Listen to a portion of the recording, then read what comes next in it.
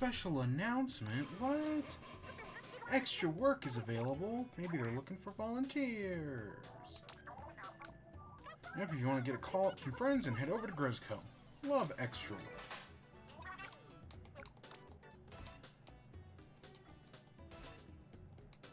Okay.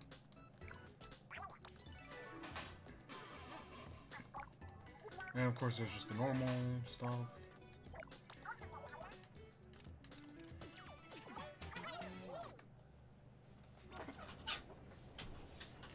Alright, so here we are, back in the Splatoon. God, I do have volume, right?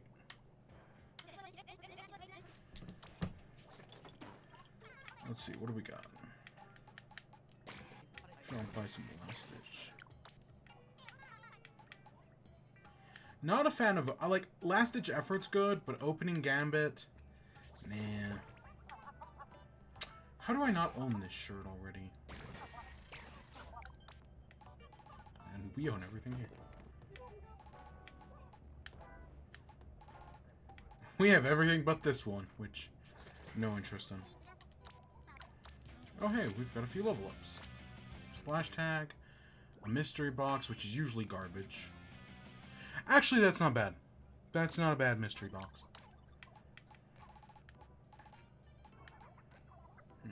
No, we don't have the money. So, today, there is the new... So, this weekend, right, instead of doing Big Run or a Splatfest or any other event,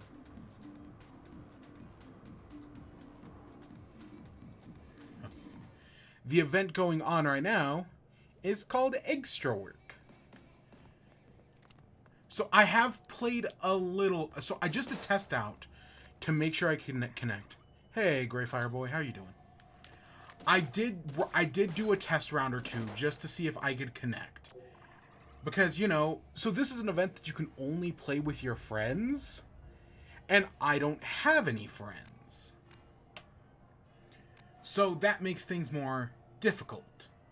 However, you can create a pool.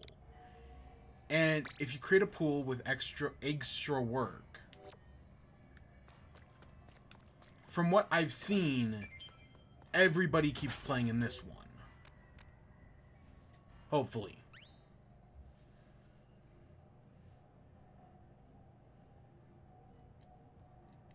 I don't know, I was able to play with people on this earlier, and it worked fine. God, I hope we can play the extra work. This was working so well a few hours ago.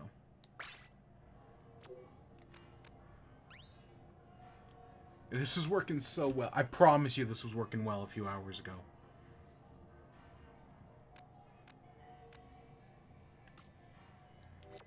Ah, shit. Okay, so there may be some problems tonight.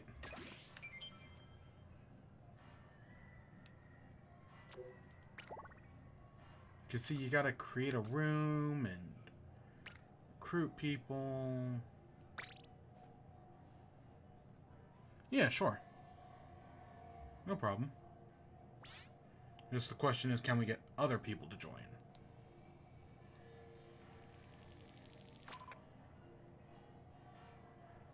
Oh.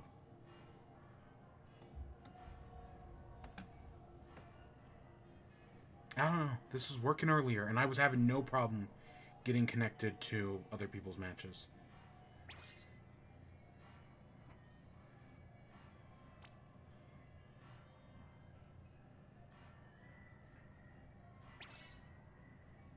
See? There we go. Oh, boom. Full party of people.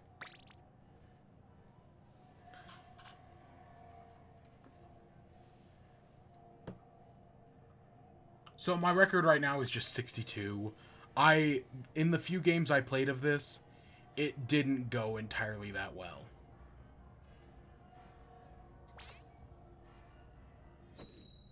Yeah, this has been a whole thing. But it's an interesting event.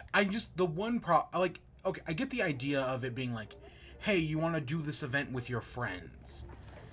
The problem, though, is that, right, for people like me who don't have any friends, that becomes a lot harder to do.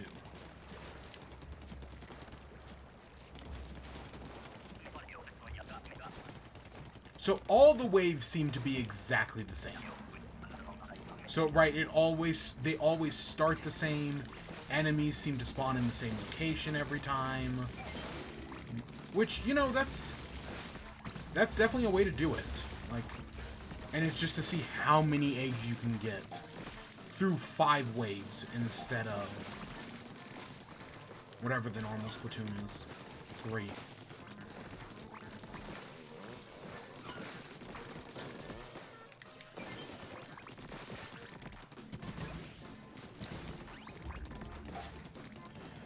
So, yeah.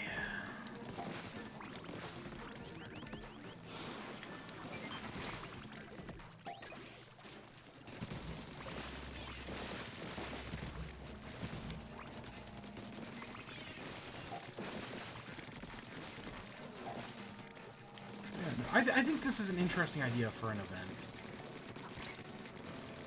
But yeah, luckily, because that pools thing was added in the most recent update. So they definitely did think ahead when it came to like, oh, you know, some of our players are going to struggle to actually find people, so pools. The solution to all of our problems. And yeah, so far it seems to be working fine.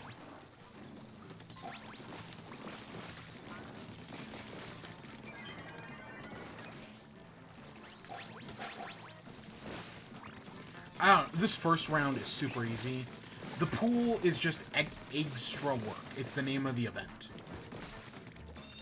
And there's a ton of other people in it as well. So, you may be competing against them. But yeah, the hazard starts at 60, now it's doubled. The second one's not too bad either. The second one here is...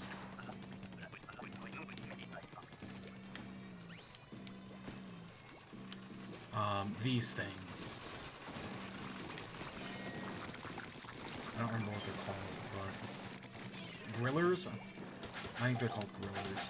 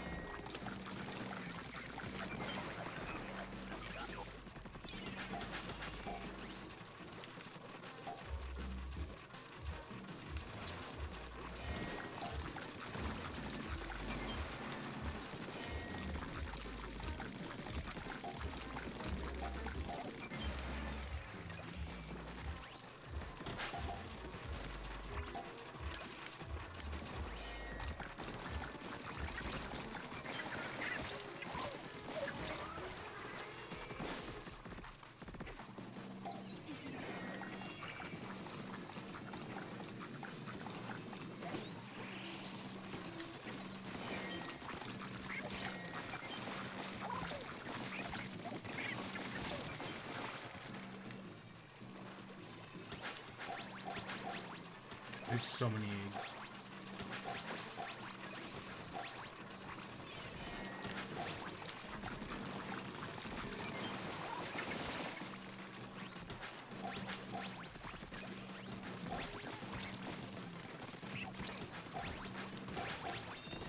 Okay, we hit one. Honestly, this is the best I've done at this griller one yet. This is the past 2 times I've done this, I failed at this one. This one sucks. Because it's high tide, and all the enemies spawn, like, right here in this corner.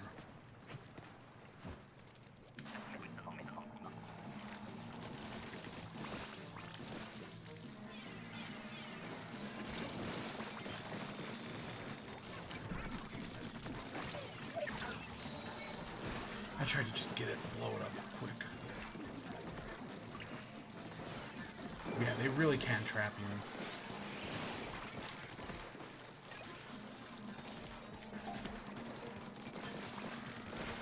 But I know you want to focus on the fly fish, as those will cause the biggest problems. Gosh.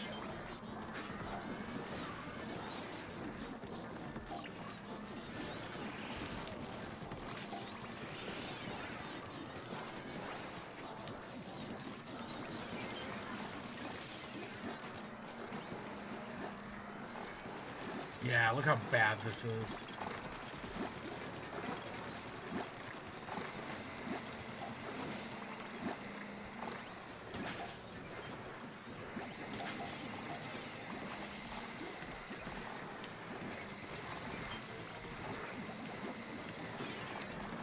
They're all huddled around me.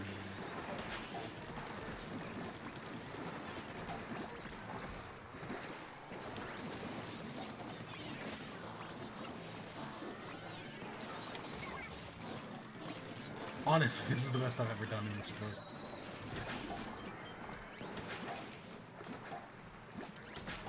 Yeah, we still got our ass kicked here in Wave 3.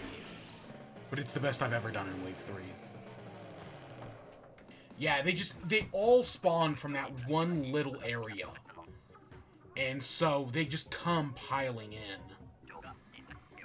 But we stayed alive for most of it. I don't know. I had those 3 hammerheads around me, and they just wouldn't leave. Right? They wouldn't spawn any bombs because I was too high up. But they also just wouldn't go away. So I was trapped up there. It's a real stinker of a session. Alright, let's see. Who...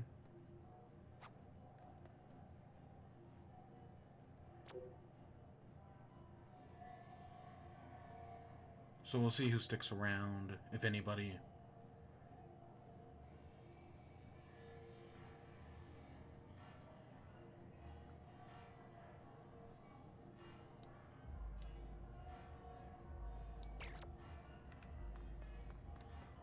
I don't know, we'll wait and see.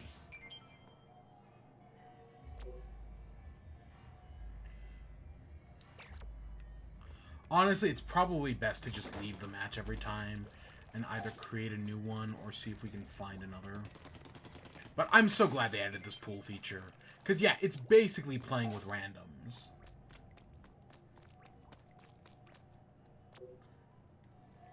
But it's actually probably best to just leave the lobby every time.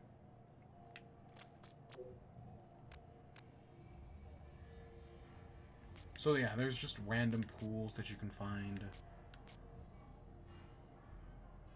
So I'm literally just gonna join one of these random ones.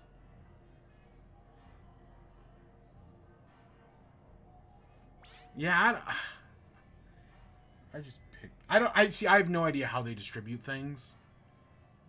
So I'm just gonna roll with it. One of the nice things of this event is we can select our weapon. So, right, I can just work with a normal blaster.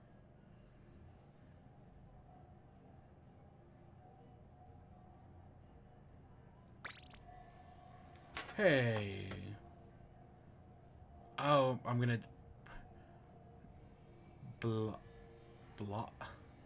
How do I pronounce your... It's not... There's 2 extra... I want to say Blaze, but I know it's not that. Because there's 2 extra L's in there. Blaze?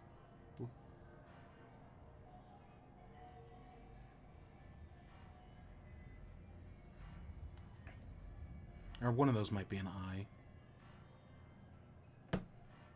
Both of them might. How you doing?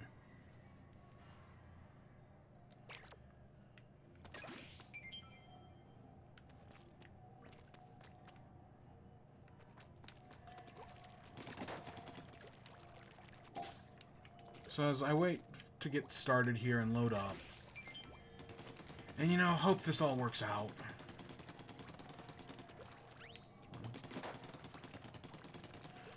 So we have a few things to talk about tonight. Specifically, we got some more Zelda news. Oh boy, am I excited for more Zelda. I know I've been streaming Breath of the Wild, but outside of the stream, I have been playing so many Zelda games. So I have a lot of Zelda to talk about tonight.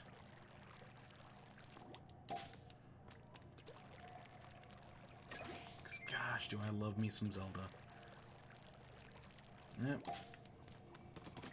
And other than that, we got some other generic Nintendo news to talk about. I guess Nintendo's putting on a live event for the first time in a few years. So that's interesting. Mario Brothers movie, seen it. I liked it. I liked it. And then we also got Moon Girl. Yeah, there was more Moon Girl. Is anyone gonna join this lobby?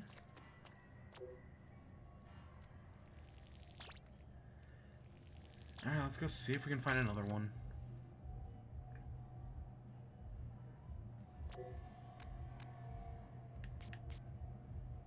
That's 1 out of 4.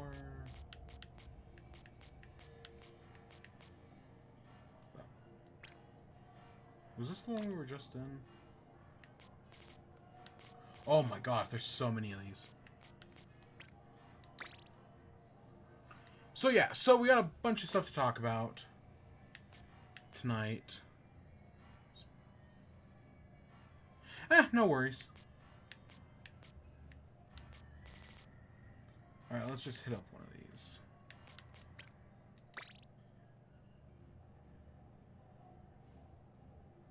I mean, if you can find this, because we're just going into random lobbies. So if you can find the same lobby that we're joining, then yeah, totally, go for it. But yeah, I'm literally just picking random lobbies. With the code is Eggstra work. That's the code I'm using. And it seems to be pulling out all sorts of people.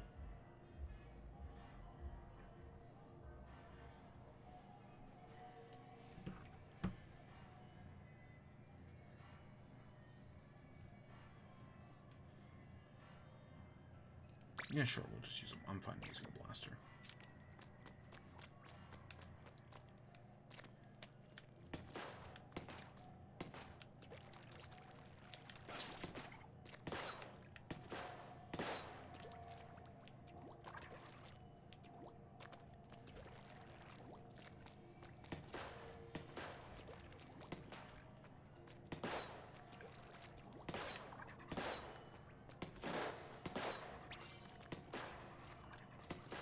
Cool. Lobby of 4. So what do I have to talk about? So I guess let's start off talking about Nintendo, shall we? Yeah, let's start talking about Nintendo. So Nintendo made an announcement the other day. Yeah, without spaces. Just a random. It's just extra work, no spaces. And you just got... I think I'll probably leave the lobby after every match. Just so that I can keep like a rotation going. But yeah. So, not this one, but maybe next one. And I could always just try to create my own and see if anything happens. So, Nintendo announced they're going to be doing Nintendo Live this year. So, from what it sounds like, Nintendo Live is going to be a Nintendo event. It kind of reminds me... I don't think it's going to be E3. A lot of people I've seen are already comparing this Nintendo Live to E3 or to Space World, which was an old Nintendo convention back in the day, back in the late 90s, early 2000s. I don't think this Nintendo Live is going to be that. If I had one thing to say, yeah, I don't think it's going to be Space World. I don't think it's going to be E3. It is... Usually Nintendo does a Direct in late September, early October. So it could be something like that. You know, that's not out of the possibility. But it's interesting nevertheless. Because, yeah, this is the first time they're doing something like this in a while. I want to say one of the things they did say is that it's probably going to have a Smash Bros. Tournament of some kind. It'll probably have a Splatoon tournament of some kind.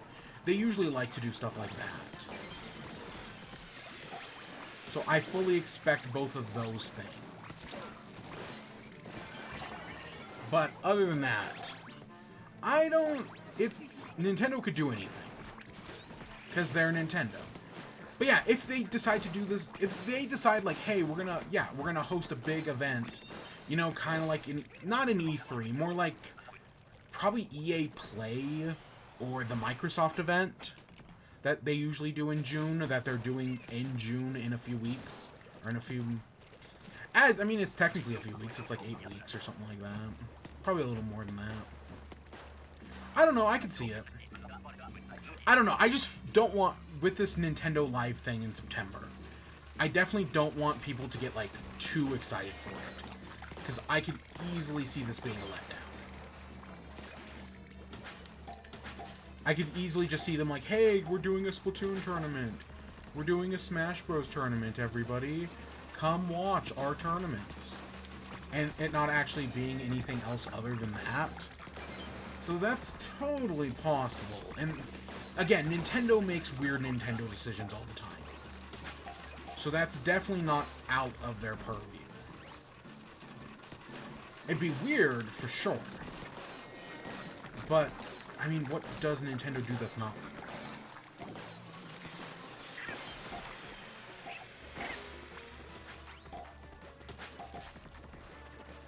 So anything is possible. But I'm definitely not going. I mean, Seattle, September. God, no, I don't have that kind of time. But you know, other people will be there, and I'm sure they'll talk about it. And who knows, maybe if it is a success, depending on how it goes, they'll decide to make an actual, like, event out of it. You never know what success will do to some of these events. But I think it's an interesting idea. Nintendo Live. And again, they've done stuff like this before. Space World.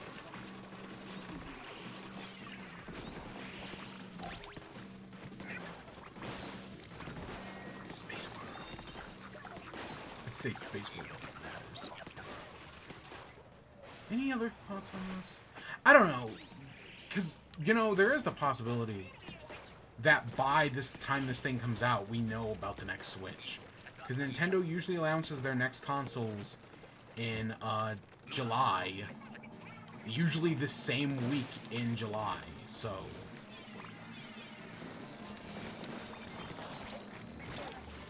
Oh my god, we still got freaking rocketed.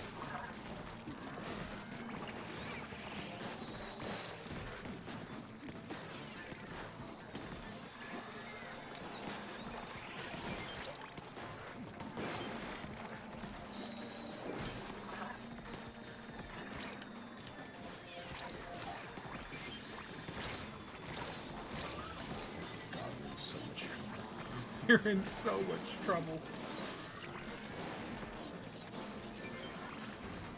Come on, will someone just pick me up?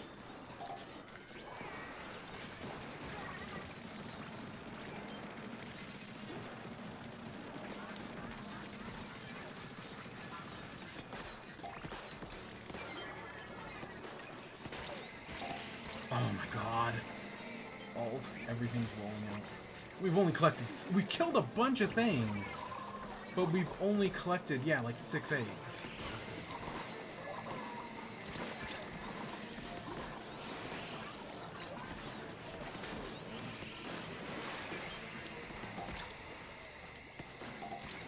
God, this third wave is so hard.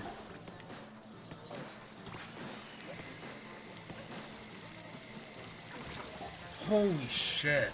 I can't beat this third wave. No matter what... I mean, I know I'm going with just a bunch of randos.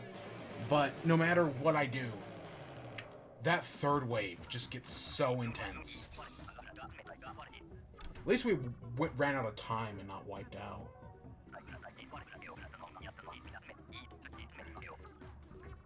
Gosh. Alright, so I'm gonna try hosting one.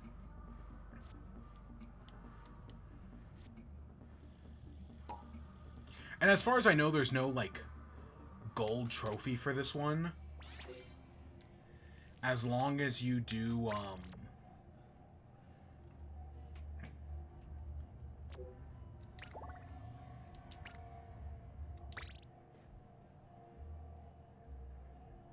there we go. Create no room. As long as you, like, just play in it, you get whatever. I think it's like a sticker. It's nothing special. Like, there's no gold trophy like Big Run. But, it's something. Alright, there we go. Sending out the thing.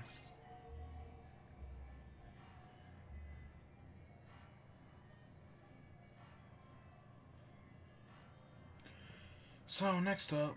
So, we got that new Tears of the Kingdom trailer. And... oh boy, does it look good. I already talked about it a little bit on stream yesterday when we talked about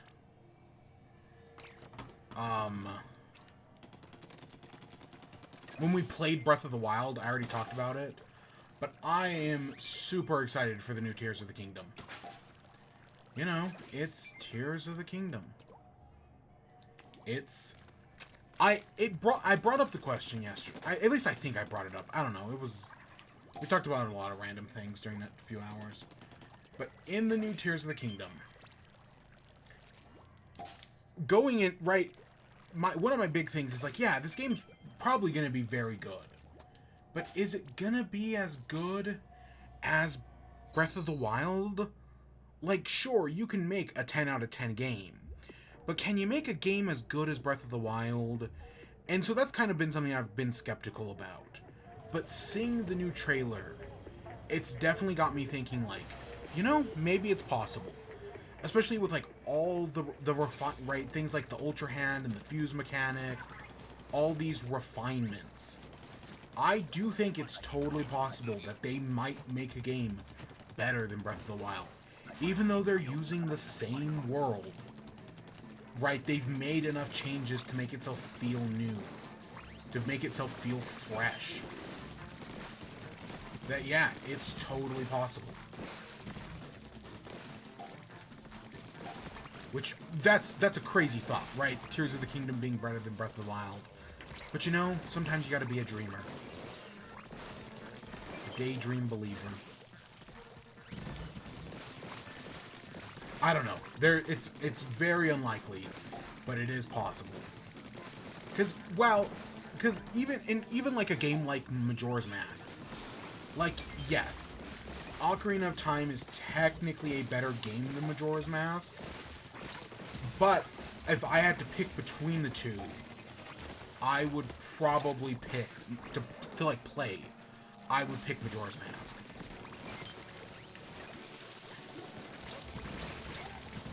So that's, I mean, maybe they are making the Majora's Mask. Maybe every refinement they make here just makes the game all around all the more better. It's possible. It's crazy to think about, but it's possible.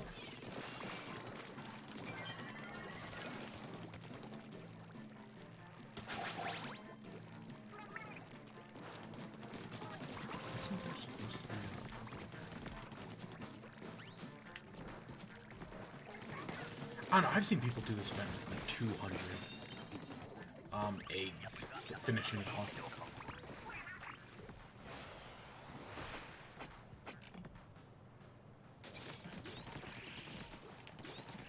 But yeah, so actual new stuff in the trailer, we finally see the Tears of the Kingdom.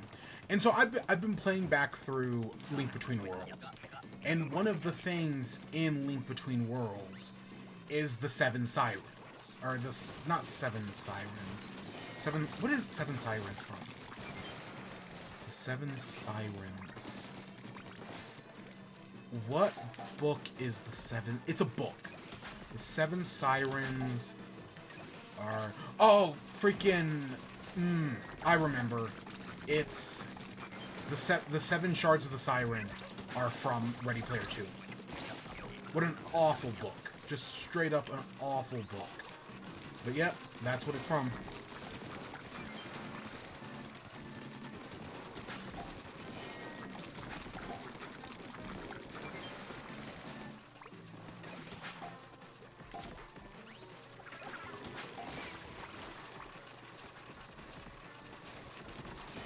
Yeah, 7 Shards of the Siren.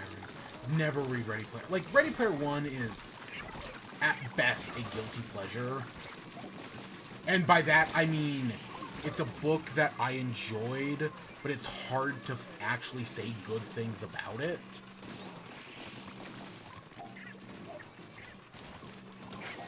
Whereas Ready Player 2 is just an awful book.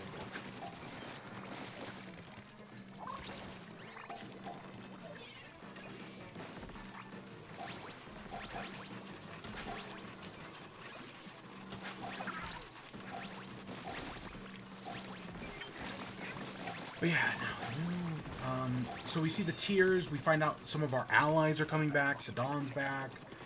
The Gerudo Queen, whose name I do not remember, is back. Teba's son/daughter is going to be in this game, which is cool. It looks like you're making an army, which that's interesting. Making an army from Gorons, and we don't. Interestingly, of all the characters we already know about, the one we don't see is Yunobo. He's the one character who we don't see back in this, right? We see everybody else's ancestors. Not Yunobo's.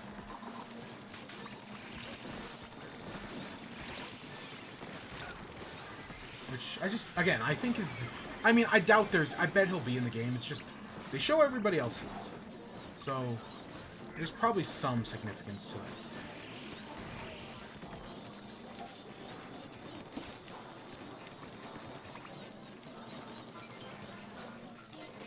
At least I would assume there is. In any other game, there would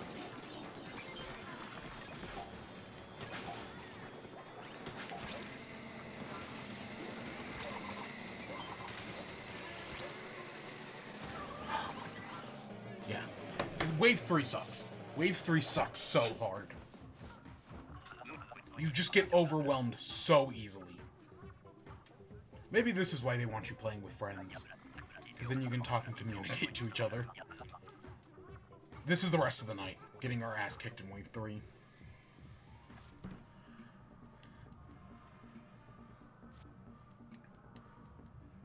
Yep, this is the rest of the night.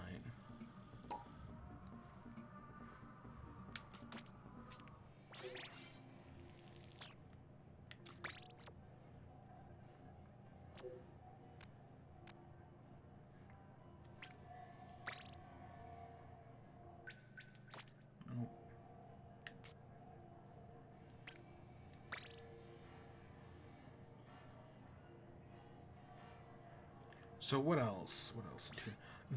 I talked yesterday, the flying squirrel suit blows my mind. Like, wearing a flying squirrel suit, dodging lasers, that's crazy. But then on top of that, the other thing with the robot, that's the other thing, making your own robot. Like, we know you could build, like, cars and whatnot. But there's going to be rudimentary robot making. And, I mean, it's literally just a box on wheels with a stabby thing on it. It's technically nothing that special.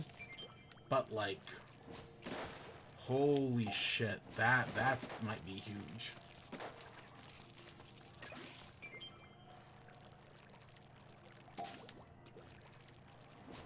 Seriously, that might be huge.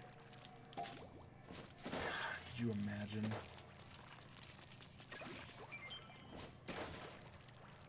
But for everything they show us in this new Tears of the Kingdom trailer, there's at least one thing they don't show. And that's gonna be wild. Like, what did they not say?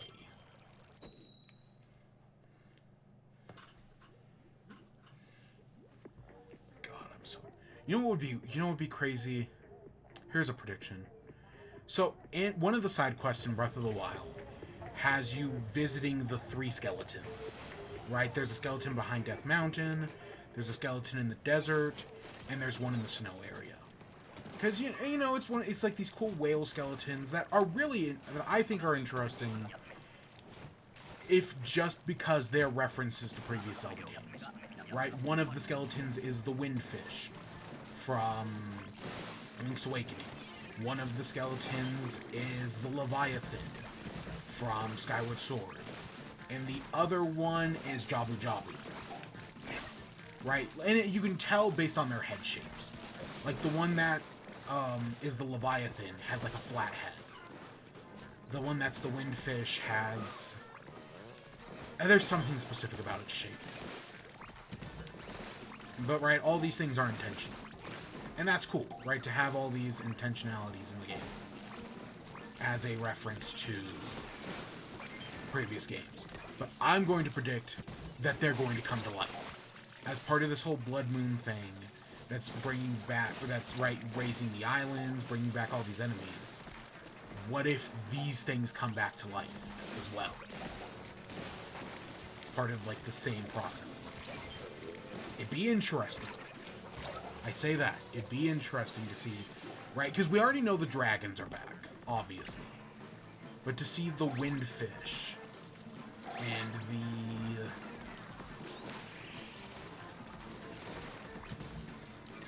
and Jabu Jabu and the other thing back. The third one I'm forgetting. The Leviathan. Right? And, like, even, like, if they had... Right? Instead of, like, an eventide island, could you imagine if they had, like, a windfish island? That, you know, after you beat it, the island disappears? Right? If they bring back that tragedy? Oh, that'd be crazy. I've been replaying Link's Awakening, so I have it fresh on the brain. But that'd be awesome. Yes, I think so. But yeah, that's my prediction. I doubt they'll do it, but God, it'd be cool if they did. So I think the strategy for this mode is to come up here when the target's on you, and then stay down when it's not. So that way your other teammates can harvest the eggs while you're up here hiding and drawing back the griller.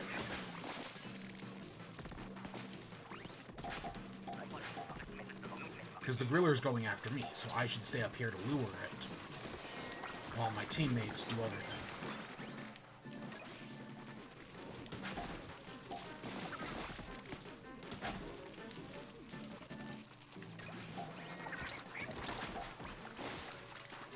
See, now this one can't get me.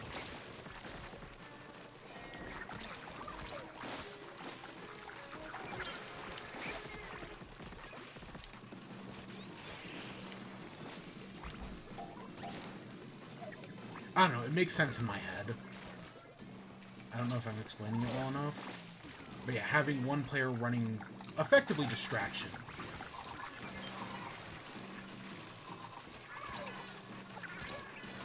Oh my gosh, I just got swarmed. I just got swarmed. Yeah, I don't know. You know, I think the idea of this Eggstra mode is cool. It's so hard. It gets by the third wave, it becomes impossible. But I'm sure with good communication.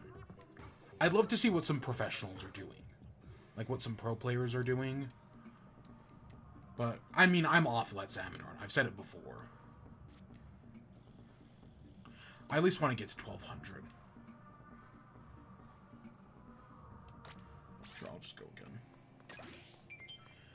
But yeah, anything else in the tier? I've only watched the trailer like 2 times, right? I've been kind of like, I don't want to see it too much because I don't want all of the secrets to be revealed to me, if that makes sense. You know, some secrets need to stay secret. At least that's the hope. You know, some secrets should stay secret. And, like, I feel like if I analyze the trailer too much, then I'll see way too much.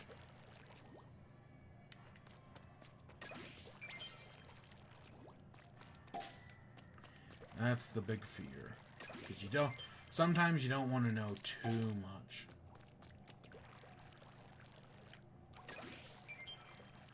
But it's a great trailer. Is it as good as the Breath of the Wild trailer, which it is very similar to? I think I've already said no, it isn't. But I still do think it is good. Yeah, I do think it is a good trailer. And one of the better ones. Honestly, I don't know if I'd put it as one... Again, because it's doing the exact same thing, almost beat for beat, as the Breath of the Wild trailer. So I don't know if I could say it's as good as the Breath of the Wild trailer, but it's still really good. It sticks out a lot.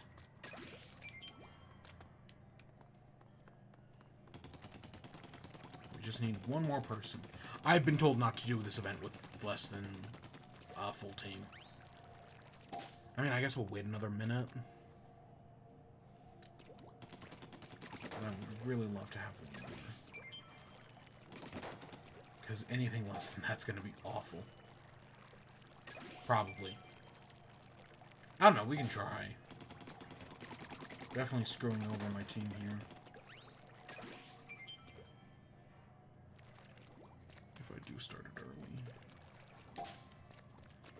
Anything else on the Tears of the Kingdom? Nothing I really want to say.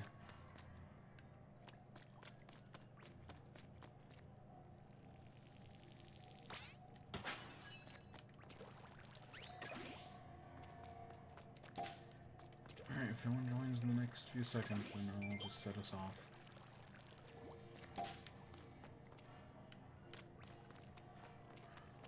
We're in trouble. Let's see how it goes. Let's see how it goes. So next up, the Mario Brothers movie. So, right, I saw it. I liked it. Is it a great movie? Technically not. But if you're a Mario fan, you're going to really enjoy it. Right? It's a good time. It's filled... the people who did it clearly love Mario. And so that makes it kind of special. So... yeah, the Mario Brothers movie has problems. Definitely tons of problems. We talked about it in length last week.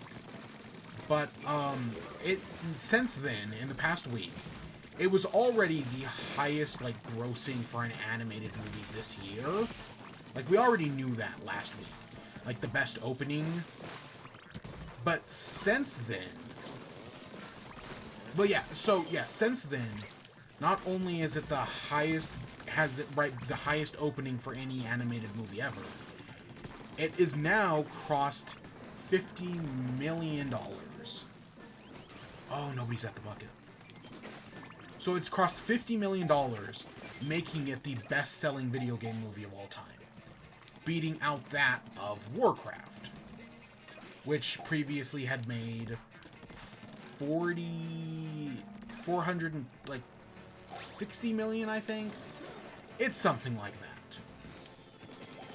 This movie has now officially done better than Warcraft. Which, that's cool, I guess. It's surprising if you had told me the highest grossing video game movie was Sonic, I would have been like, yeah, that makes sense. I believe that. But Warcraft? Really? But no, it was Warcraft. And one of our teammates left. It's literally just the two of us. Just the two of us. I mean, the quota's what, 4? God, we're in so much trouble here. Because it's the same event. It's just our quota's so much smaller.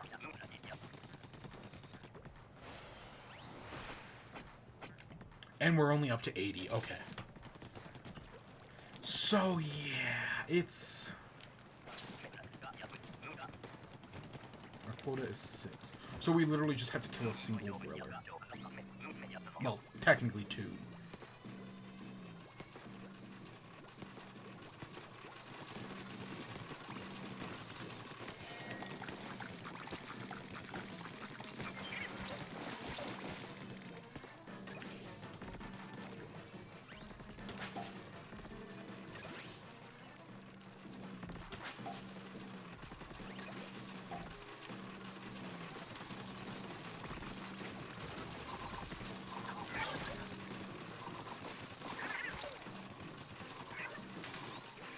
This is no bueno.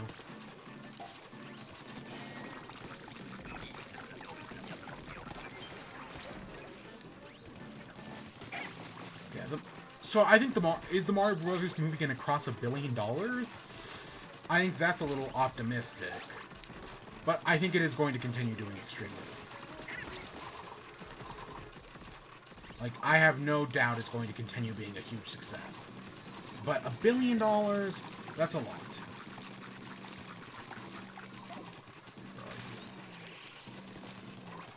That's a lot of money. Especially for just one movie. But it happens all the time. And then, of course, if it does well enough, Nintendo gets their own franchise. So, literally anything is possible. There's no way we're surviving the next wave.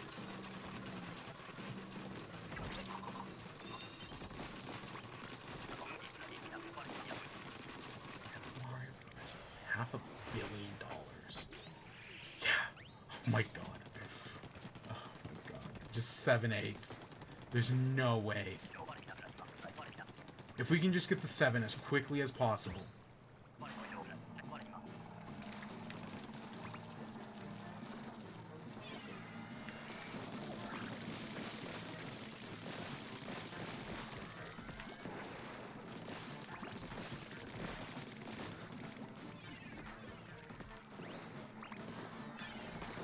Oh my god.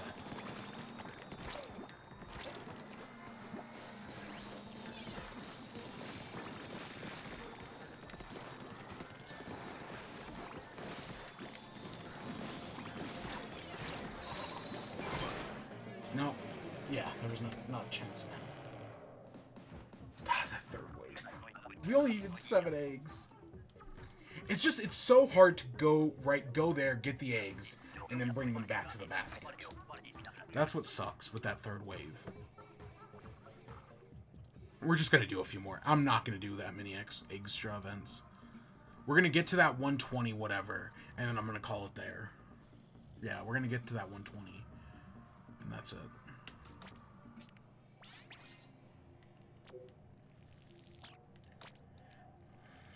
Especially because I'm, like, super focused on this.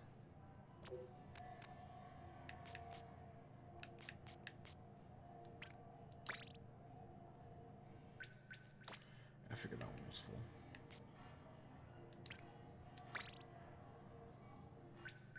No, wow.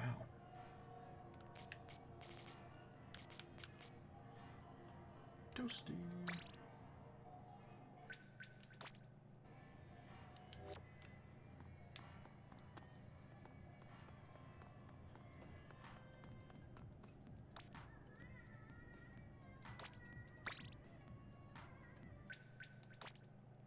Wow. Wait, did you just... No, you didn't refresh.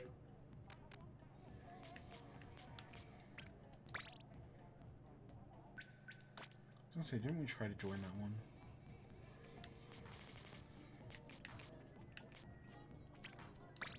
Didn't we try to join this one?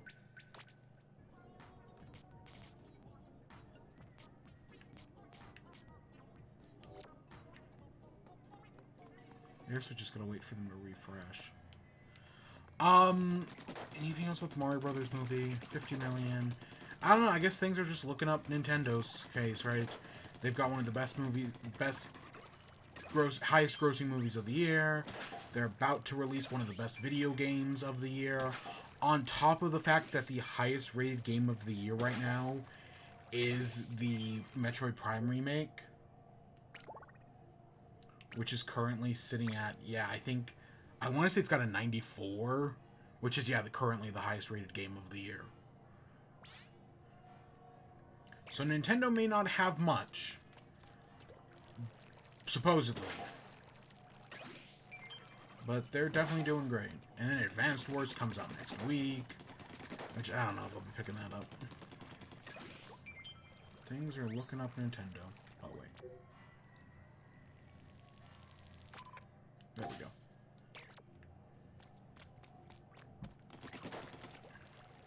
So, WIBE, what have I been doing? Well, last week we talked about how I'd started Link's Awakening. At the time, I want to say I was 3 dungeons into the game. Like, I had just beaten the 3rd dungeon, which is the... What is the 3rd dungeon? Okay, let me think. Tail Cave is the first one. At least I think Tail Cave is the first dungeon. It's the one on the beach. The one on the beach is the first dungeon. As far as I can think. Or, yeah, it's on the beach, technically. Then the second dungeon is... I'm waiting for just one more person, please. We had 4 for a second there. I'm not putting this in with 3. That's awful. We had Tail Cave is first. Then you help the Frog Prince out. And I think that's the second dungeon. And I want to say the fourth dungeon is behind the waterfall.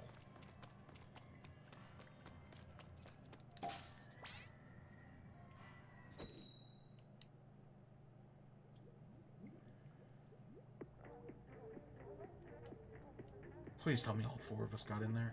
Oh, thank God. So, yeah, it's not... I can't remember what the third dungeon is. But since then, I have beaten the game. Did I 100% the game? No.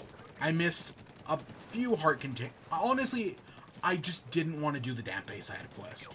Right? There's this giant Dampe... In the Link's Awakening remake, there's this giant Dampe side quest that basically adds another, like, 5-ish hours to the game. It's a lot of time. And, like, I've done it before, and, you know, it's got, like, a dungeon builder thing. It's okay, but I was like, no, I don't want to do this again. Especially because I think the only rewards you get are some secret shells, and I want to say you get some heart containers. And I was just like, there's no reason for me to do that. But I still had, like, a lot of heart containers. I want to say I beat the game with something like...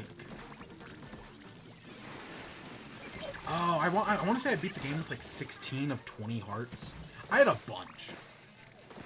So that was heart containers went great.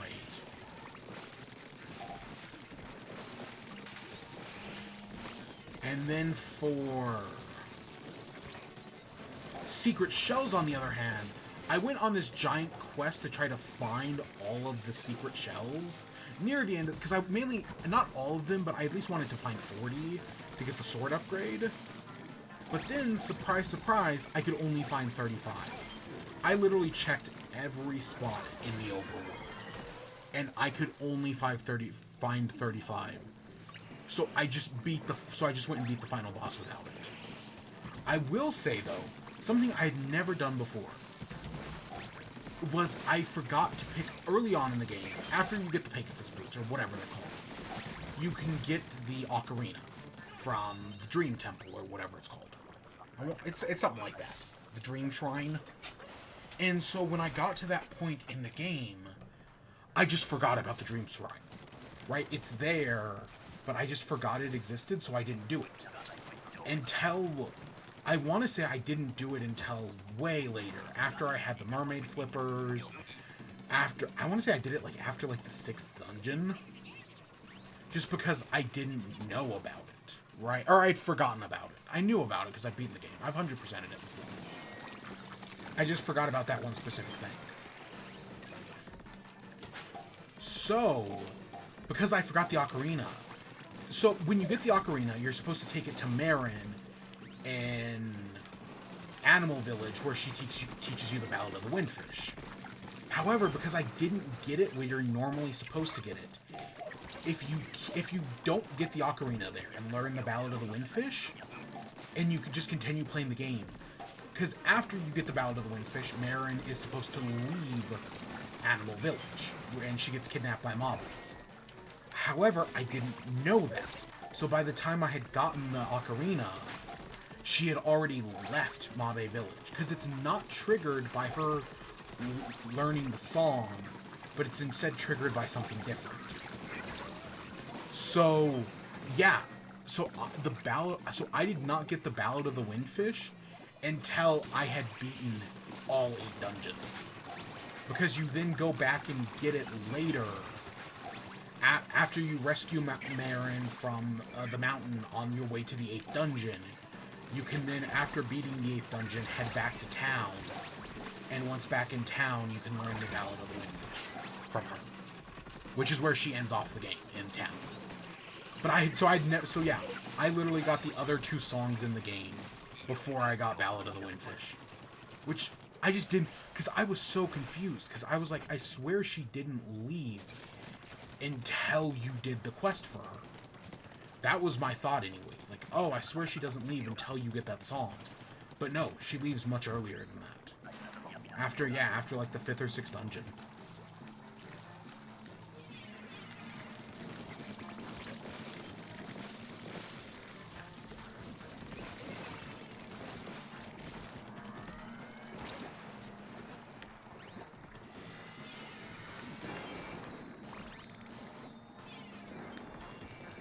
Okay, there's one down.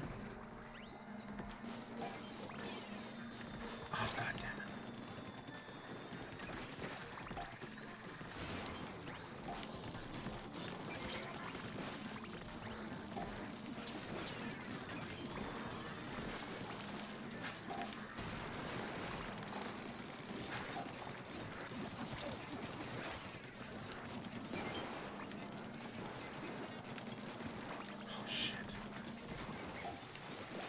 Oh my god.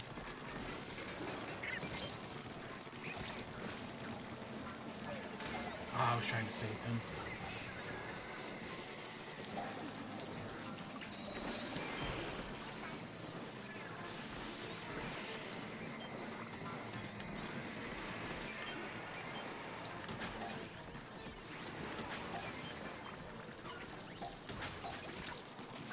I tried to get as many as I could.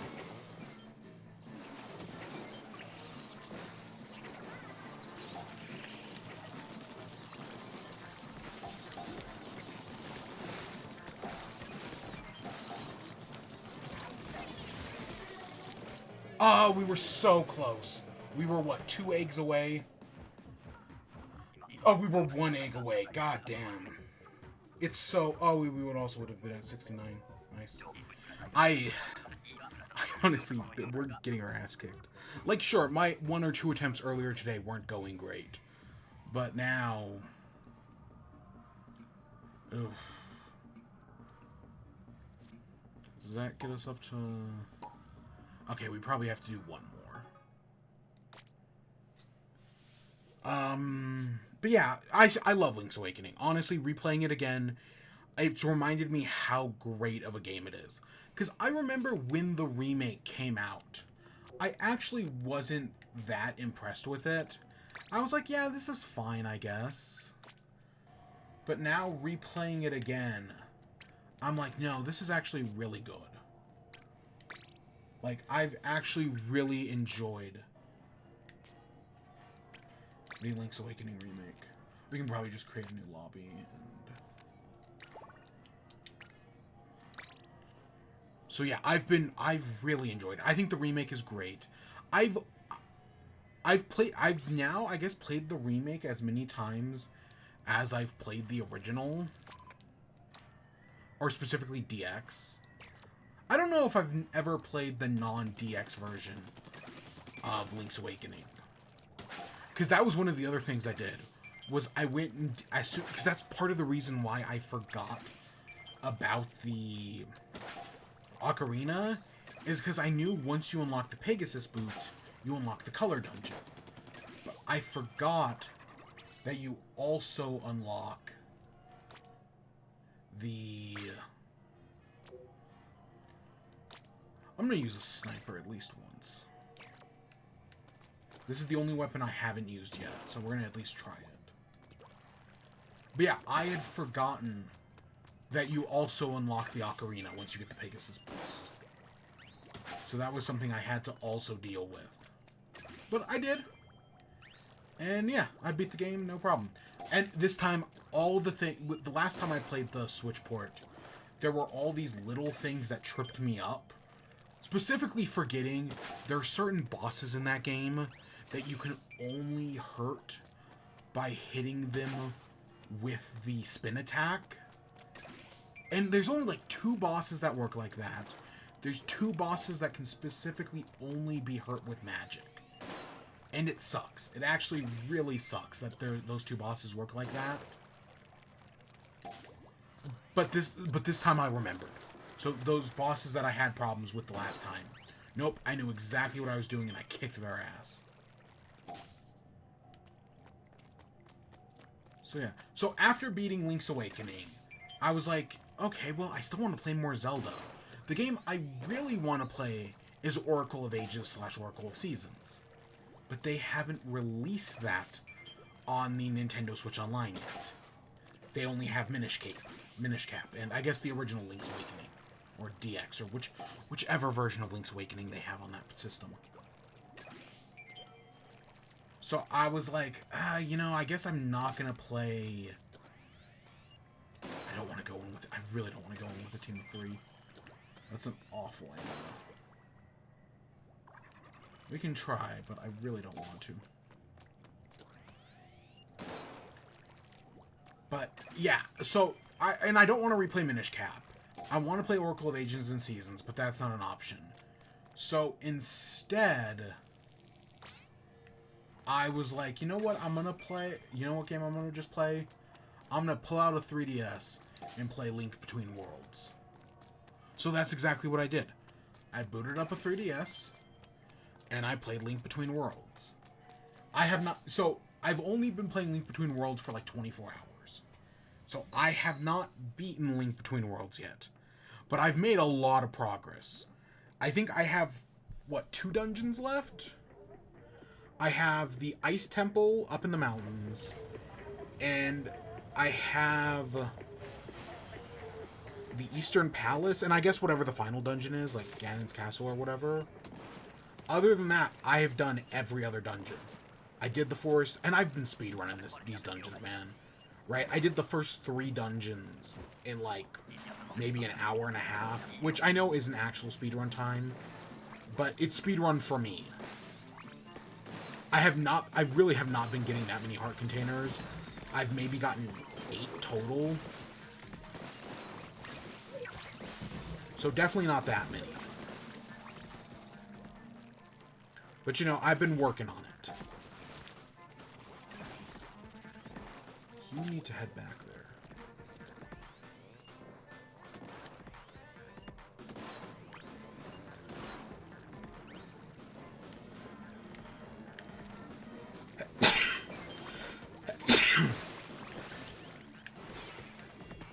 But yeah, I did that. And now it's just like, hey, well, you gotta do... And so I did the first 3 dungeons real quick. I have not been buying any of the items. I actually have a shitload of rupees. It's like 4,000 something that I've just been saving up because I've just been... Normally when I play through the game, in like my previous playthroughs, what I do is I pick up the... you do the start of the game. I always do Thieves Town as the first dungeon. Because once you do Thieves Town, you unlock the Sand Rod, which allows you to do the other dungeons. So that's exactly what I did. I did Thieves Town first, which unlocks the other dungeons. Which unlocks the Sand Dungeon, which I did that one next. Or, no, I actually did the Water Temple next. And then I did the Sand Dungeon. Then, after Sand Dungeon, I did Turtle Rock. And after Turtle Rock, I did the Forest.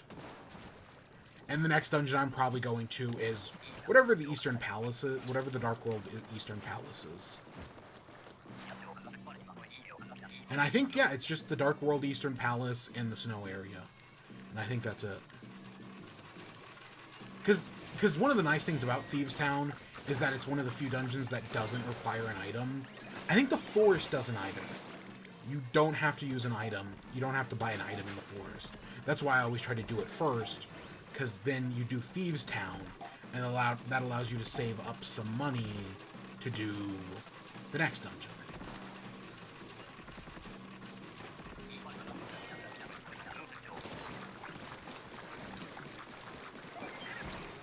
And usually that works out. But yeah, usually what I do is I buy the item, and then I upgrade it. Because usually you're doing the Maya-Mai's quest, and you can just do the Maya-Mai quest and get 10 Maya-Mai's every dungeon. It usually tends to work out. So that's normally what I do. However, this time, I have something like 30 Maya-Mai's. No, it's probably closer to 40. And I just haven't been spending them because I haven't had reason to. Because I've been renting all my items. And so far, I've only died once. I died in... not Eastern Palace, but, where did I die? Oh, I died... I want to say I died shortly after I entered the, Dark World for the first time. Yeah, that was it. So after you fight Yuga, and, you know, Yuga revives Ganon, you enter the Dark World. And it was after entering the Dark World that I fought Ganon, or that I died. And so I lost my items there. But since then, I haven't died once. And I've got a few bottles, I've got a fairy. Everything's actually working out pretty well for me.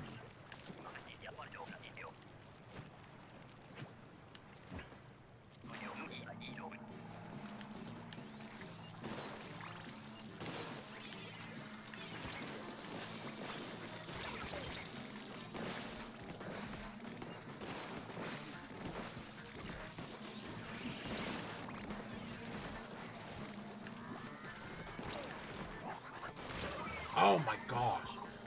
I didn't even realize there was a flip up there.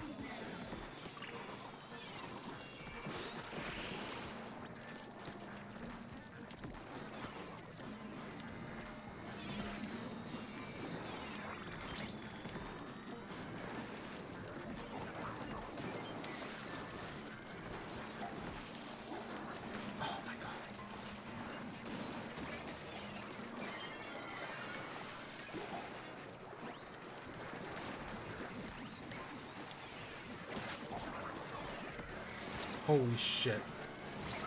You're so out of the belt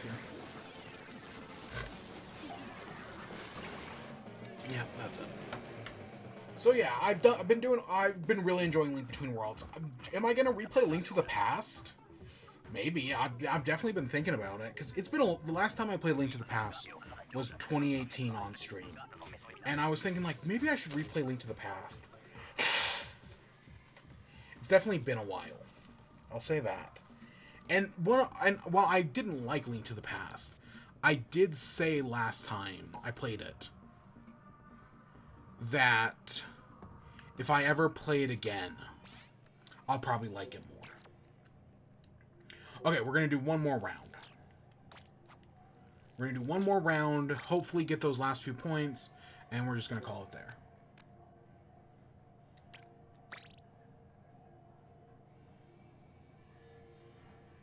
Hopefully this will just get us in, and we'll be able to do it. Sure, I'll just play Sniper. That's fine. But yeah, or Link Between, Link Between Worlds. And after this, we're gonna do a tier list, because something I've been thinking about is how I kind of want to do a Zelda tier list with the new game coming out. So that's exactly what I have planned for tonight. But we're gonna do it after this, because right now I'm getting my ass kicked.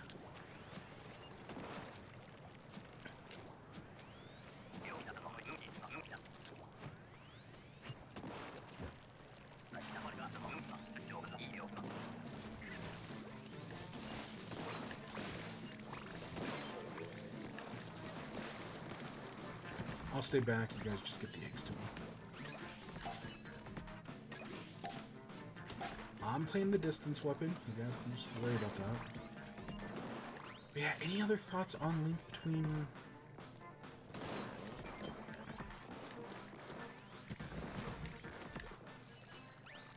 Do I have any other thoughts on Link Between Worlds?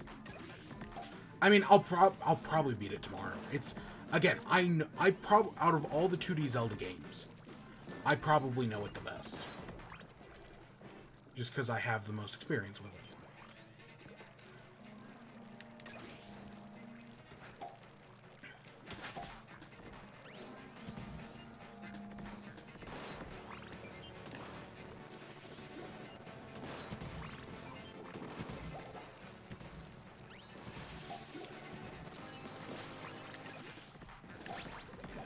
I'm currently on a Zelda kick, man.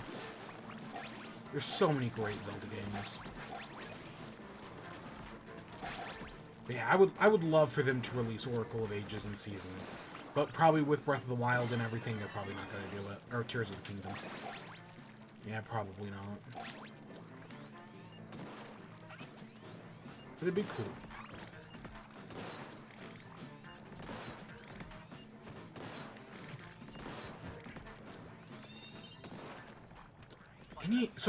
Anything other than that I've been doing. I haven't, other than, you know, the little bit of Splatoon, which honestly this experience tonight has basically been what the extra work has been. I did finally make it back up to standard A rank, not A+. I'm just back in normal A rank, And, you know, I have hopes that I'll eventually get to A+.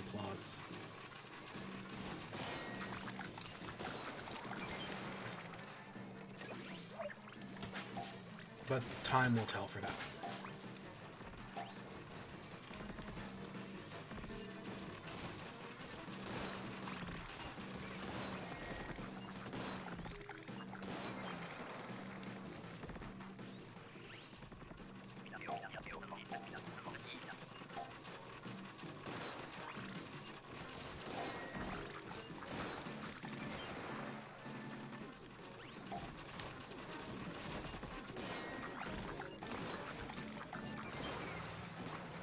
I'm just trying to be a good sniper, man.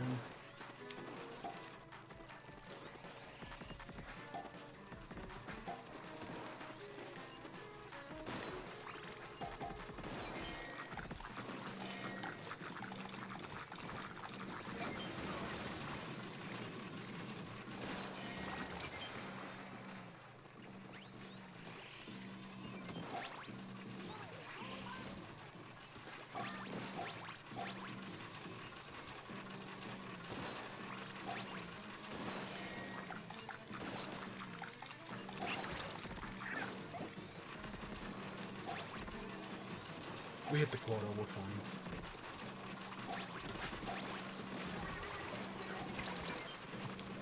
Okay, we're probably fine.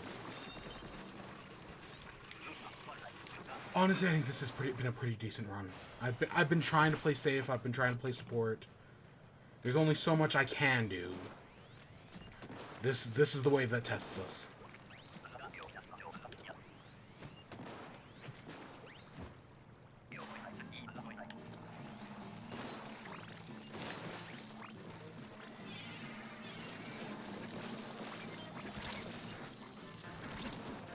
That.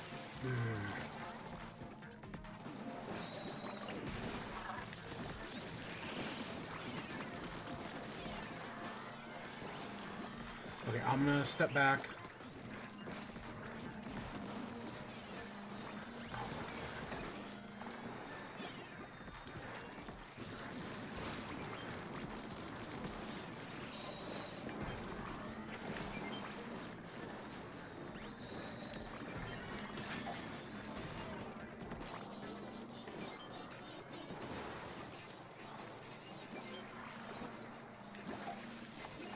Come on.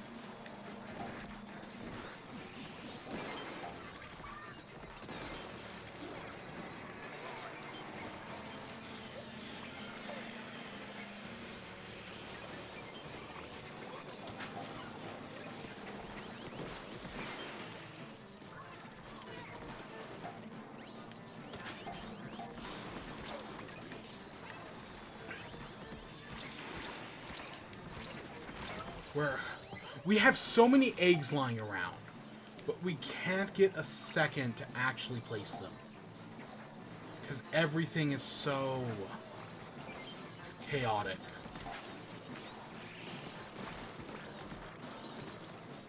Yeah, this third wave. I don't even know what the fourth... God. I am curious what the fourth waves are. The fourth and fifth wave. But yeah, we had so many eggs lying around. But we just... There were so many enemies constantly spawning that we just couldn't get anywhere. We couldn't get to them. Yeah, there's just so much shit. And I think there's some way to combo it. With those explosions, the pan droppers. There's some way to use bosses to take out other bosses. It's just really hard to be coordinated enough to do that.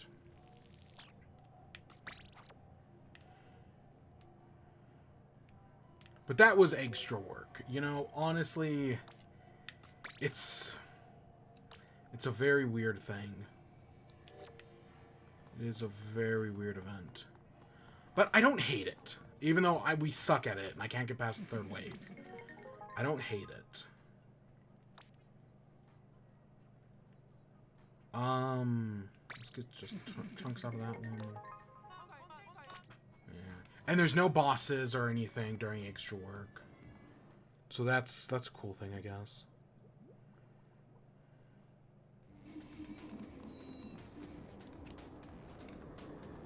I don't know. It's an I like the idea of the event.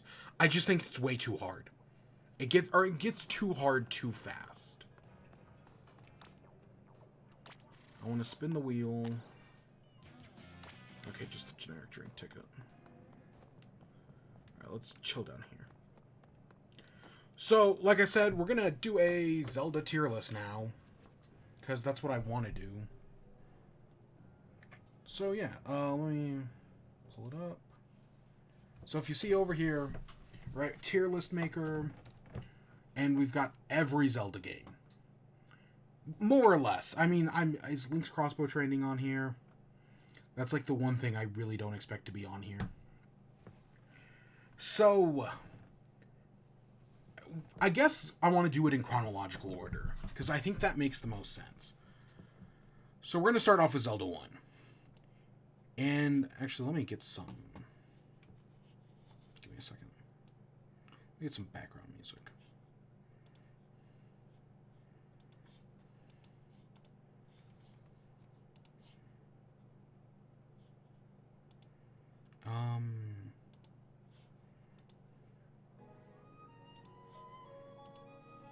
Hopefully that's not too loud. It's very loud in my ear. Hopefully that's not too loud. So, Zelda 1.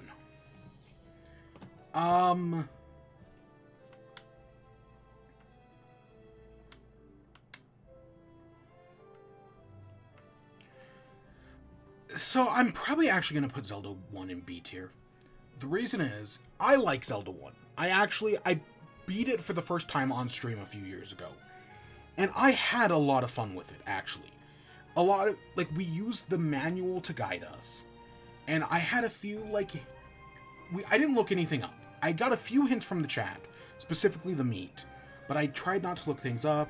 I just tried to use the game manual as a guide. And it actually worked very well. I'll admit, I actually think it worked very well. I don't want an SS tier. I don't want SS, but I do want a row below.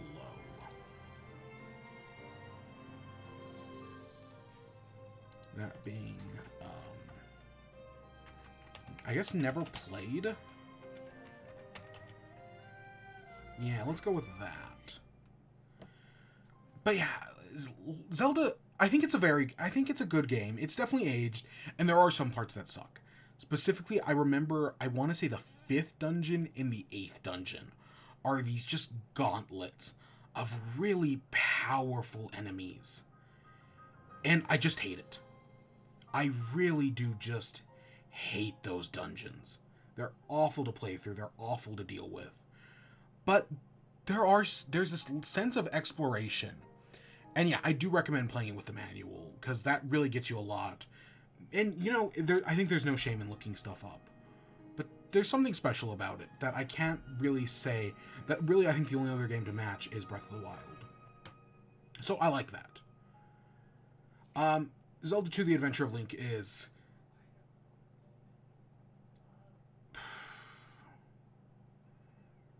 I'm going to put it in C tier. I know some people really like... I know this is considered the black sheep of the Zelda franchise. I know some people really like it. I am not one of those people. I really have not put an insane amount of time into it. I played it on stream for the first time, actually, a few years ago, shortly after we did Zelda 1. And I was like, yeah, it's okay. Death Mountain sucks. That's a real problem. But there are some interesting ideas in there. It was the second ever Zelda game. There's also some interesting glitches. But I definitely do not hate it. Hate is a pretty strong word that I definitely do not feel for that game.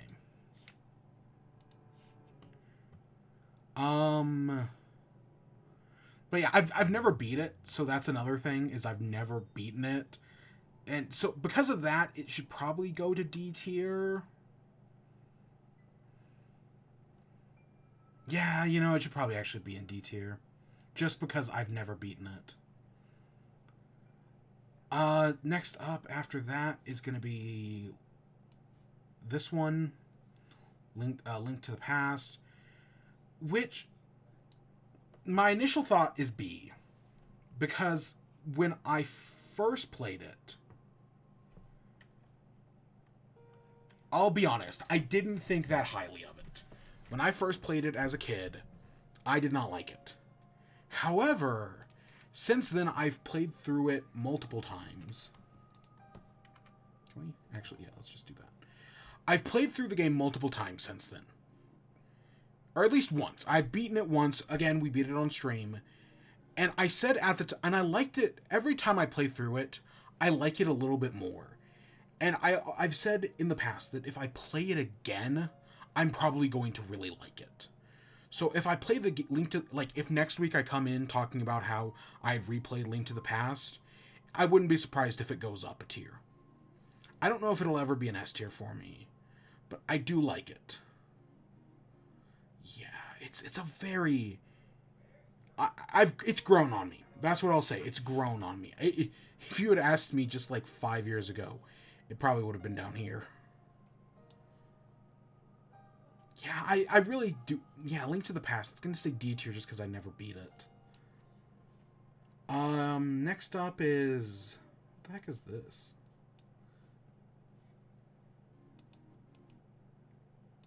I legitimately have no idea what that is.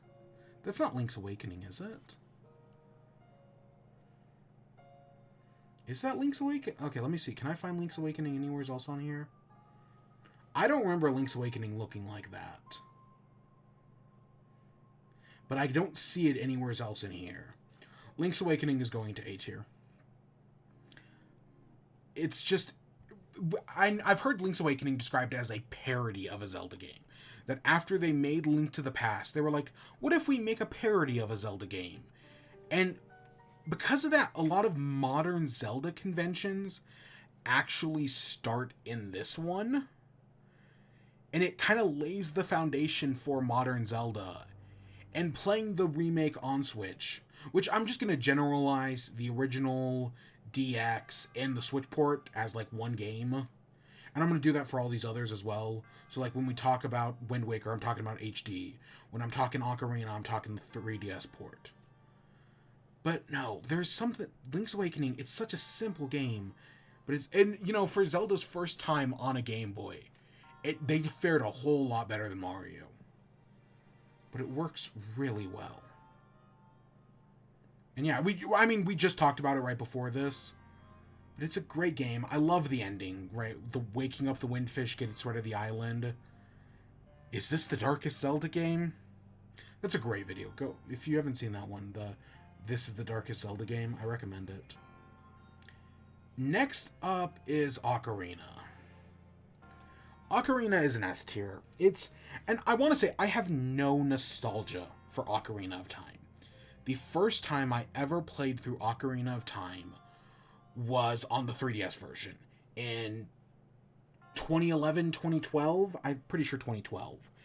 And I really enjoyed it. And I'm specifically talking about the 3DS port because all of the problems that I feel like people have with the original game, the 3DS port fixed. Right? The water temple. I'd always heard the water temple was like the scariest temple, the hardest temple in the world. Play the 3DS version and it's so much easier. It actually goes from being one of the worst dungeons to one of the best. I really do enjoy the water temple. Yeah. And some of the other dungeons in Ocarina I think are also very good. There's a lot of memorable moments. I've played both the original, the 3DS version, the original, and I did the Master Mode as well. I did play the Virtual Console version on... I want to say the Wii? Was it the Wii? It was either the Wii or the Wii U.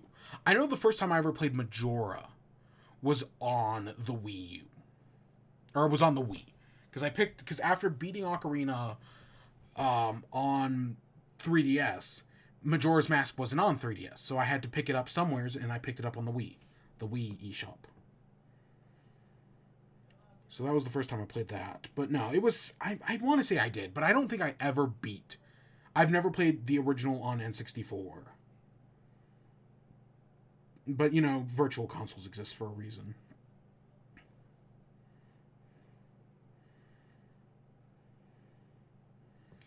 So, yeah.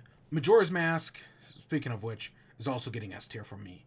But if you ask me to pick between which one I want to play, Ocarina of Time or Majora's Mask, I'm going to say Majora's Mask. Is it a better game? Probably not, but there's just something about how its world is built, its atmosphere. It's got less dungeons, but it's got way more side quests. I just really like it. I like its atmosphere. I like its ending. I love 100%ing it. Right, in all my Zelda playthroughs I'm doing again right now, I'm just trying to get through some of these games as quick as possible. Majora's Mask is probably the one I would 100% complete. Just because it's weird to not 100% complete it, because that's half the journey.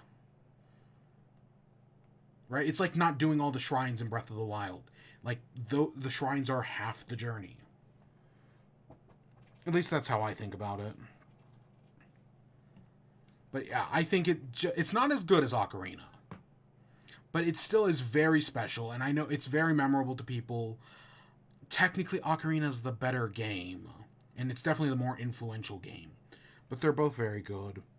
Next up is Oracle of Ages and Oracle of Seasons. I have played when I want to say when Link Between Worlds came out. When you pre-ordered it at GameStop, you also got either Oracle of Ages or Oracle of Seasons. So I got Oracle of Ages. Or Seasons, I mean. Played it, and was like, yeah, this is good. And then I never played Oracle of Ages. So I have never played it. They're fine games, from what I remember. It is definitely, right, these are the games I've played the least. I've never played this one, never beaten this one. I've played this one once, and I've played this one once. These are the Zelda games I have the least experience with.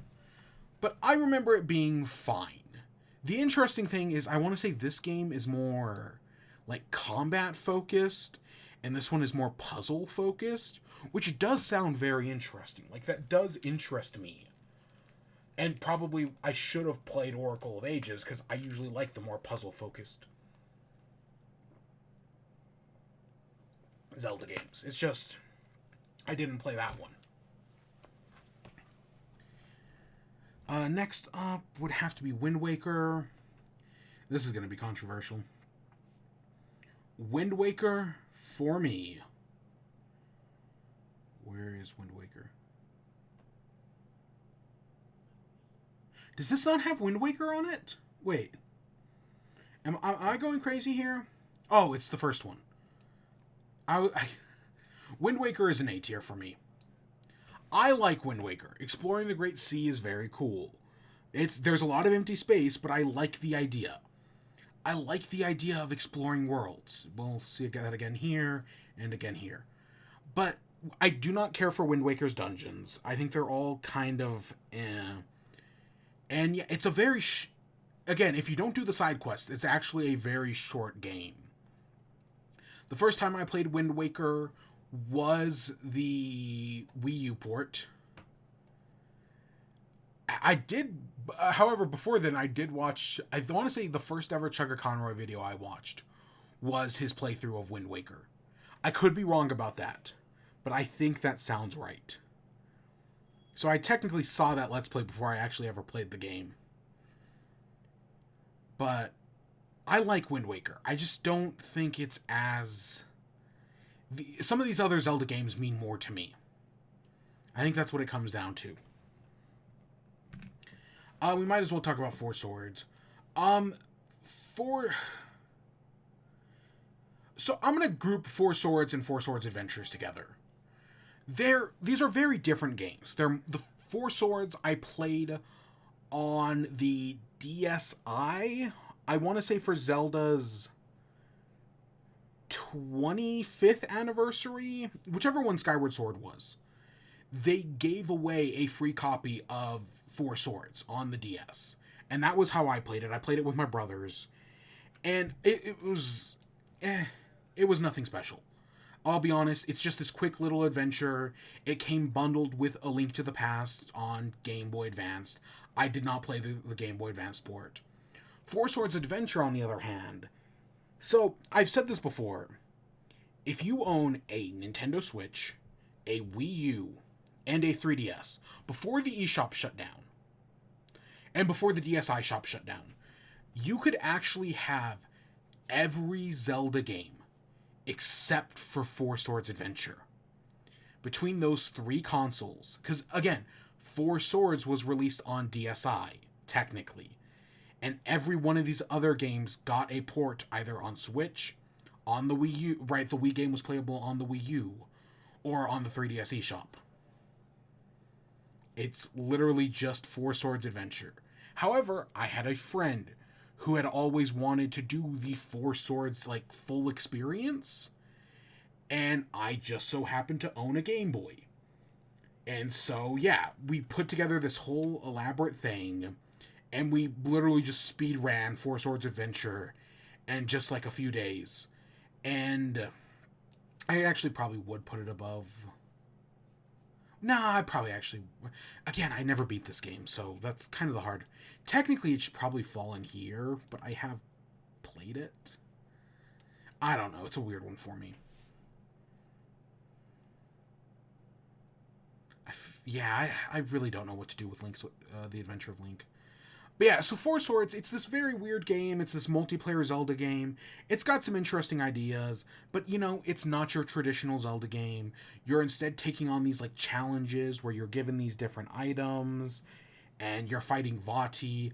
The one thing that drives me crazy about the Zelda timeline is the placement of Minish Cap, Four Swords, and Four Swords Adventure. They should come after Majora and Twilight Princess. The fact that Minish Cap and Four Swords comes early in the timeline, and then Four Swords Adventures only shows up in the child timeline, drives me crazy. They should just move all three games to the child timeline. But no, Minish Cap is the origin of Link's hat. Except for the fact that Skyward Sword just gave him the hat anyways, and that's the first game in the timeline. It's almost like Nintendo was making it up the entire time. It drives me crazy. It drives me absolutely crazy. I used to have a lot of fun with Zelda Timeline, right? That used to be a lot of fun for me. But that was a long time ago. A long, long time. Next up is Minish Cap. There was a point in time where I used to say Minish Cap was the best 2D Zelda game, right? I would have put it, like, probably right here, maybe right even here. That's not the case anymore. I guess I just don't think Minish Cap is that special. It's got some great moments. You know, there's some great dungeons. I love the size shrinking mechanic. Eslo is fine. Vati as the villain. You know, it's a nice change of pace. I like that. That's another thing I love about Majora. The Oracle games also do that as well. Don't remember either of those characters' names, but they do that. But there are some things, the Kinstone merging in Minish Cap, which is just... The first time I ever played Minish Cap, I picked it up, I played through the first, like, 2 dungeons, put the game down, didn't touch it for, like, another year. Then when I came back to it, I'd completely forgotten about the Kinstone mechanic, and to get to the next dungeon, I had to do Kinstone merging. And I was, like, so confused because I was stuck because I'd forgotten Kinstone merging was a thing. But I eventually figured it out and I beat the game. And then it also has maybe my least favorite Zelda dungeon. Not counting Temple of the Ocean King and Temple of Spirits. Or Tower of the Ocean King and Tower of Spirits. Those are probably the worst Zelda dungeons. But, like, those are weird dungeons because you revisit them several times. No, just singular dungeon. The Palace of Winds, which is, like, this one where you're, like, climbing. Because there's 2 wind dungeons. There's Palace of Winds and Temple of Winds. Temple of Winds is basically like an earth dungeon. It's where you get the digger mitts. That's a fine dungeon. I actually kind of like that one. But Palace of Winds, you have to, like, climb this tower. And it's just awful. It's so, you get the Rock's Cape there, and it's just so easy to fall off, and it's so easy to die, and you're taking on these large gauntlets of enemies. It reminds me of, right, one of like the fifth dungeon from the original game. It's awful. I hate it. I hate it so much. So, honestly, in recent years, my opinion of Minish Cap has fallen. I haven't played it since I've only played it twice. Once in like whenever the ambassador program originally happened in 2012, and then I played it again in 2018.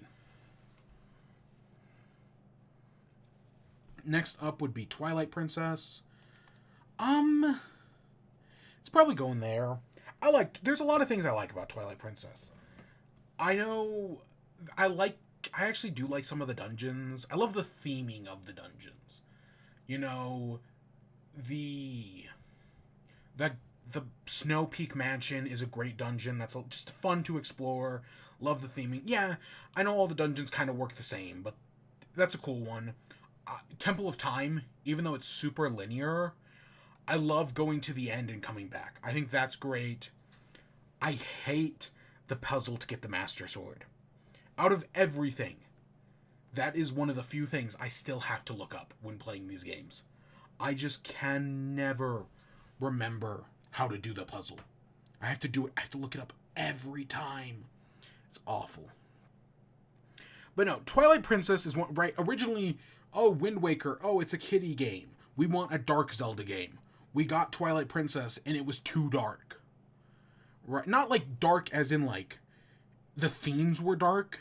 Literally, it was too dark. I couldn't see what was going on. But I feel like the Switch port fixed some of its problems. I never really minded the tears thing, where you turn into the wolf and you have to collect the tears of light.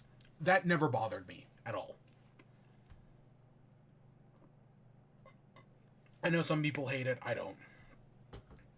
But no, it's a weird game. It's one of the longer ones, which, I mean, we'll get to you. But no, I don't hate it. I prefer these other games more. I think a solid A tier, right? I like these two more, but I'd still say solid A tier.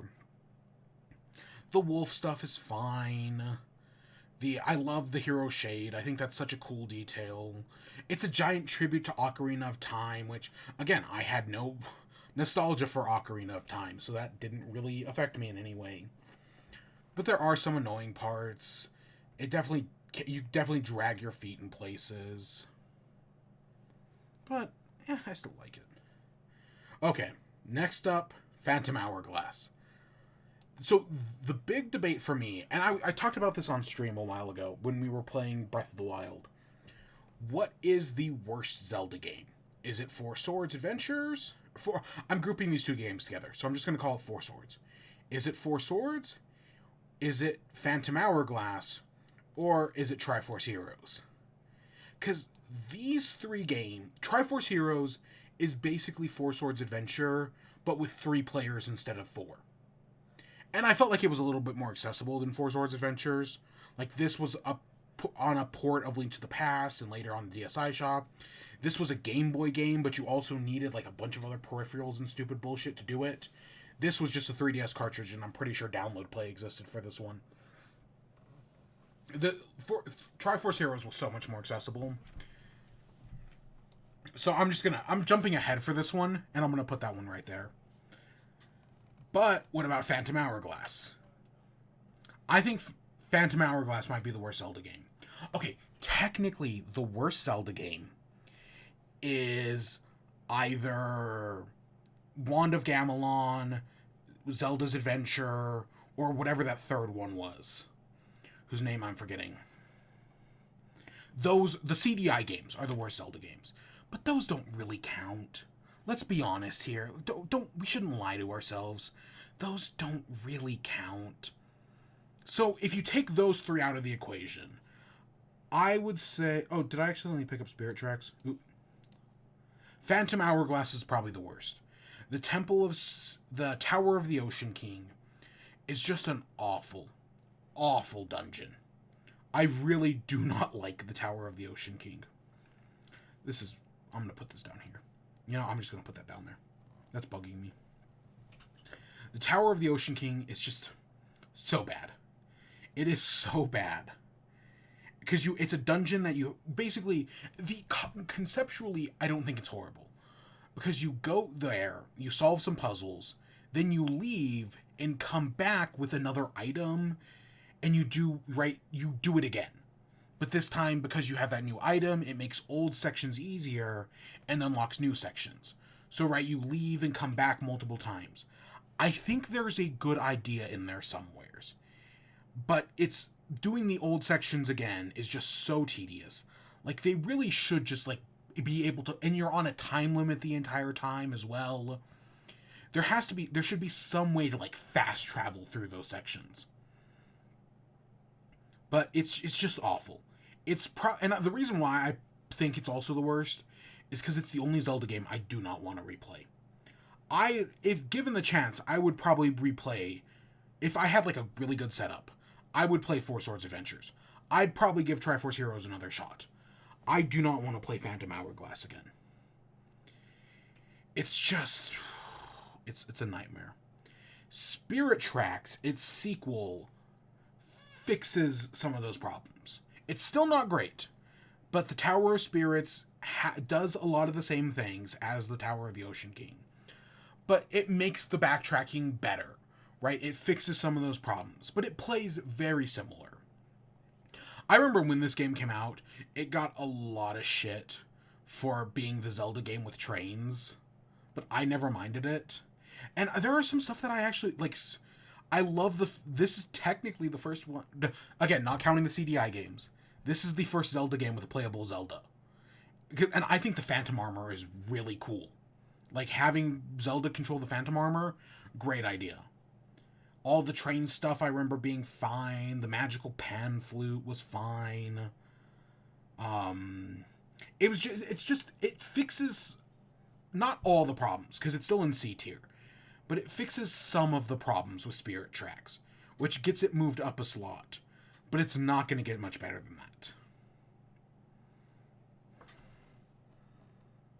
Next up is Skyward Sword.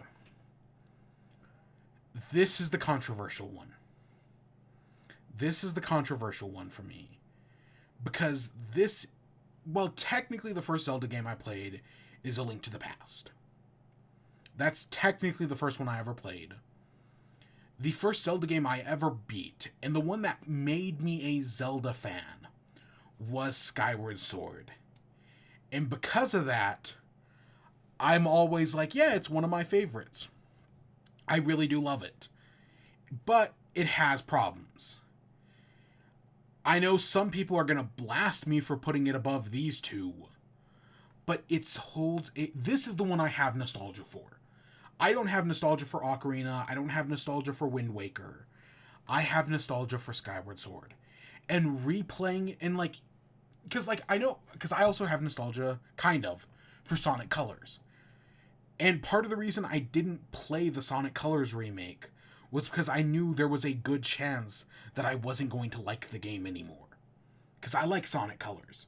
But I heard the remake was awful, and it pointed out a lot of the flaws with the game. But I still in my memory, it's a good game. And that's how I want to keep it. Skyward Sword, you would expect, right, with the Switch port, I'd finally see through the lies and realize how awful the game is. No, I still love it. I love it. I love the dungeons so much. The sand ship, the final temple where you get the Triforce. Maybe my favorite Zelda dungeon, right? I talked about how Minish Cap has my least favorite. The Skyward Sword probably has some of my favorites, right? The Ancient Cistern, the fire... Is it the Fire Temple and the Earth Temple? I know there's 2 fire dungeons in the game. Yeah, is there backtracking? I mean, it's the only Zelda game where it's the only Zelda game where you have to revisit a dungeon to go on, like, a fetch quest. That's not unlocking new areas. I know there's a bunch of asterisks there, but trust me, it makes sense. Which I know some people hate. No, I actually think it's kind of cool. I actually like revisiting the first dungeon again. I'm fine with that. No, I really do enjoy Skyward Sword. it's never been the best Zelda game. I've always been willing to admit that. Yes, Fi is annoying. They fixed a lot of the problems in the Switch port. Not all of it. And they definitely... The game is still kind of handholdy. But I don't mind. I still... God, I love Skyward Sword. And yeah, the Switch port didn't ruin any of my tastes. It's a very long game. Again, in my memory, it is the longest Zelda game. It takes forever to beat. But I love it. I love it so much. I love exploring this. I know, right, the sky and the ocean are empty technically, but I don't know, I like exploring them. I like getting the goddess cubes in Skyward Sword more than I do the treasure charts in Wind Waker. And I've never played GameCube Wind Waker, so I don't know how bad the Triforce quest is in Wind Waker. And even with that, I'd still put Skyward Sword above it. I'm gonna throw Hyrule Warriors into never played. I'm not a Warriors fan. You know, I never played it. So, yeah. I have played Age of Calamity, though. So, while Hyrule Warriors I never played, I did play Age of Calamity. And I'd probably put it right here in B tier. So just pretend that's Age of Calamity. Next up is Link Between Worlds. And yeah, this one's getting an S tier for me. I'm currently replaying it right now. I love the whole mechanic of just, hey, guess what? All the dungeons are available to you. Do them in any order you want. There's something powerful about that I just really like. I love the dungeons themselves. I know they're not too complicated, but I don't know. I think they're cool. I think that they're like, I don't want to use the word puzzle box because puzzle box has a specific thing in Zelda, but it's like you're taking a special thing into this location and just doing a bunch of things with it. Sure, does it never require you to use multiple items at once? Yes, but I still love it. It made Link to the... It's why I know I would like Link to the Past if I play it again, because I love Link Between Worlds. I really do. It's just great. I love the story. I love the villain, Yuga, and other villains, spoiler alert. I love the twists. I guess I'll say that. I love... It's an almost... Is it a 10-year-old game? It might be a 9-year-old game. Or coming up on 9 in November. But no, I love the twists of this game. I like the story. I like the characters. Yeah, Ravio's fine. Yeah, no, I really like Link Between Worlds.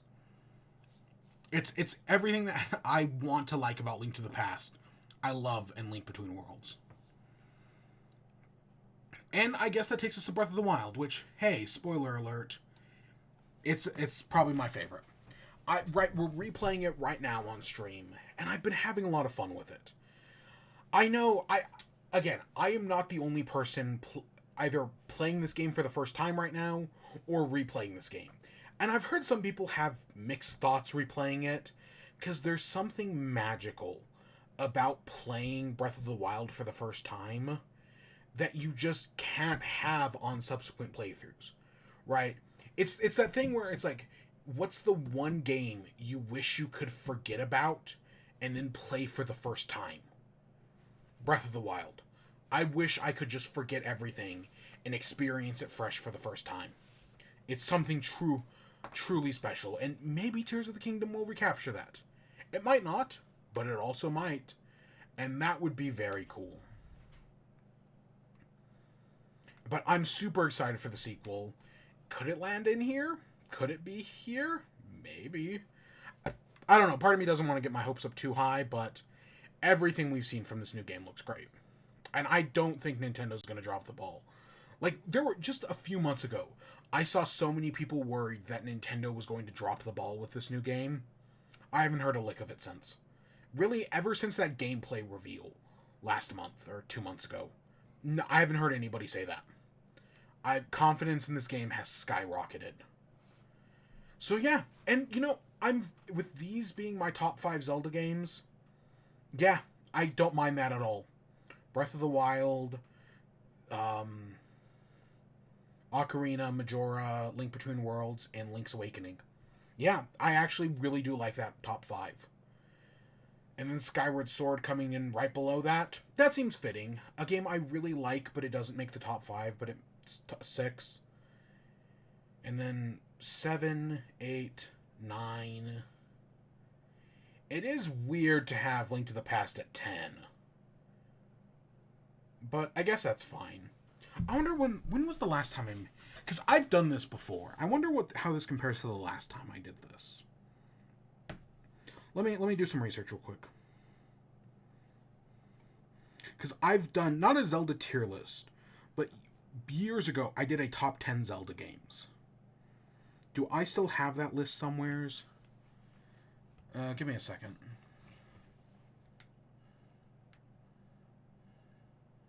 Let me see if I have that. Oh, I do. This was from...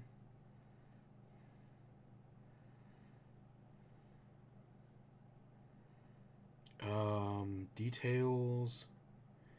This was written in 2017, right before Breath of the Wild came out. Okay. And it had... the one thing I'm gonna switch these two. Like I said, I'd rather... Ocarina of Time's a better game, but I would rather play Majora's Mask. That's the one thing I do want to switch. At the time, I had the lowest ranking Zelda game as Triforce Heroes. I had the worst Zelda game as Triforce Heroes. Huh, that's interesting. And my top 5 were at number 5 Ocarina, at number 4 Wind Waker, at number 3 Link Between Worlds, at number 2 Skyward Sword, and at number 1 Majora's Mask. That's that's a wild list. Honestly, that's a wild list. Really, I think the big thing is, yeah, this dropped down and Link's Awakening moved up. Because I don't have... The only 2D Zelda game I have in there is Link Between Worlds. Other than that, I don't have any of the other ones. Honestly, yeah, I'm happy with this. Right, this as my thinking of the new best Zelda game. What happened to my music? I just realized I haven't had music in forever. Yeah, no, we had music for like the first 8 minutes, and then it just stopped. Stupid. But yeah, Zelda tier list. Yeah, I'm happy with this. Will we do this again after Tears of the Kingdom, after I beat it, and I've had some time to think about it? Because, again, we're replaying through this one right now. I might replay this one. I want to play both of these. This I have no interest in.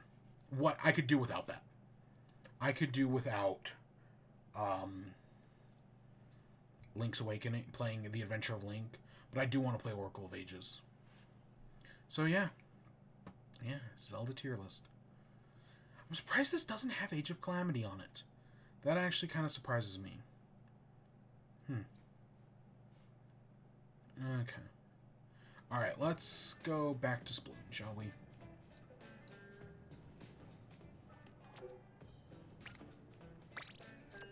Oh, my volume is so low.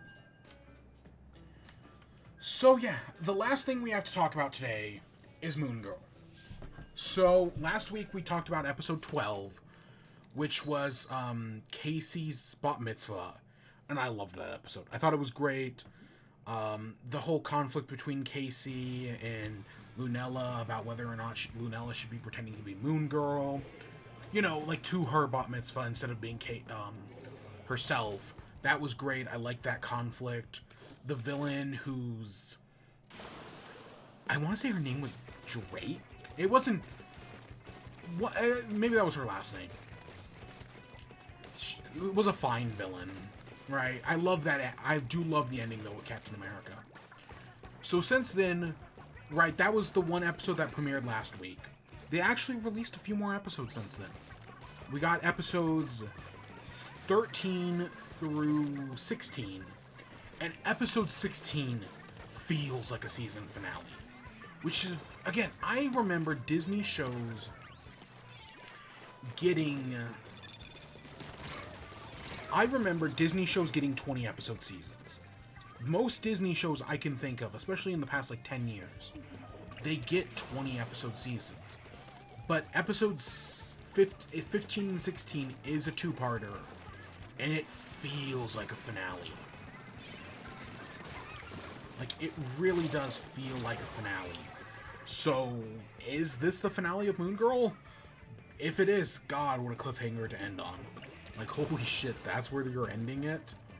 Okay. I mean, if it had happened the other way, then I could see that. But the way it happens, that's how you're ending it? So, full spoilers ahead, I should say. Because, yeah, there's some big things that happen. Because, again, it feels like a season finale here. So what are said big things? Well, so let's start off with episode 13, which I don't remember the name of, but it was like, I think it was Devil on Her Shoulder. That sounds right. And so Devil Dinosaur wants to go to the movies with them. But, you know, he's too big. So they invent a shrinking...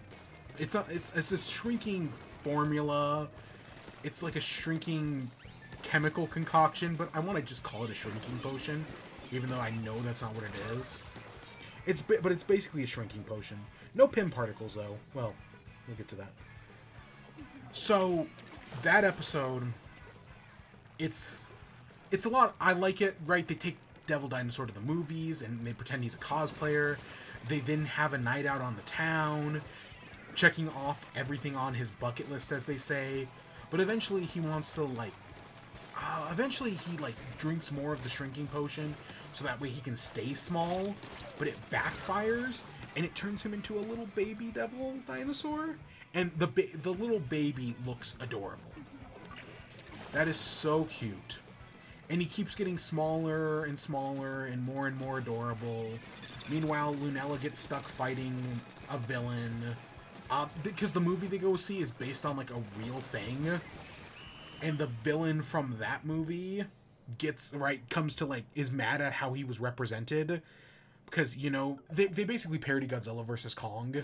And if you saw Godzilla vs. Kong, you know Kong loses. And that's how it works in this as well. The Kong in the movie loses, so the real-life Kong gets pissed and comes to trash New York.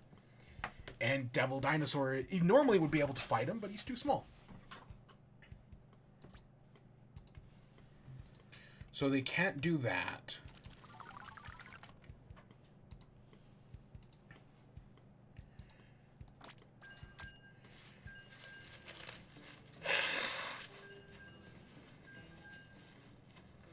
So interestingly enough, they actually split up the team, where Lunella deals with the giant villain, and Casey does the science. Yeah, they leave Casey behind to figure out how to cure by making, like, an enlargement formula. And you know who gets a cameo in this episode? Fucking Lawrence Fishburne as Goliath. You know, from Ant-Man and the Wasp? Yeah. There was an interview recently, I think for this show, where Lawrence Fishburne was like, you know, one day I hope I get to be in an actual MCU movie. And it was like as if he had forgotten the fact that he was in an MCU movie. He plays Goliath. Who... The only thing I know about Goliath from the comics is that he was the one person killed in Civil War. Which, yeah, the fact that the only character to die in Civil War was a black character. Killed by a clone of a Norse god.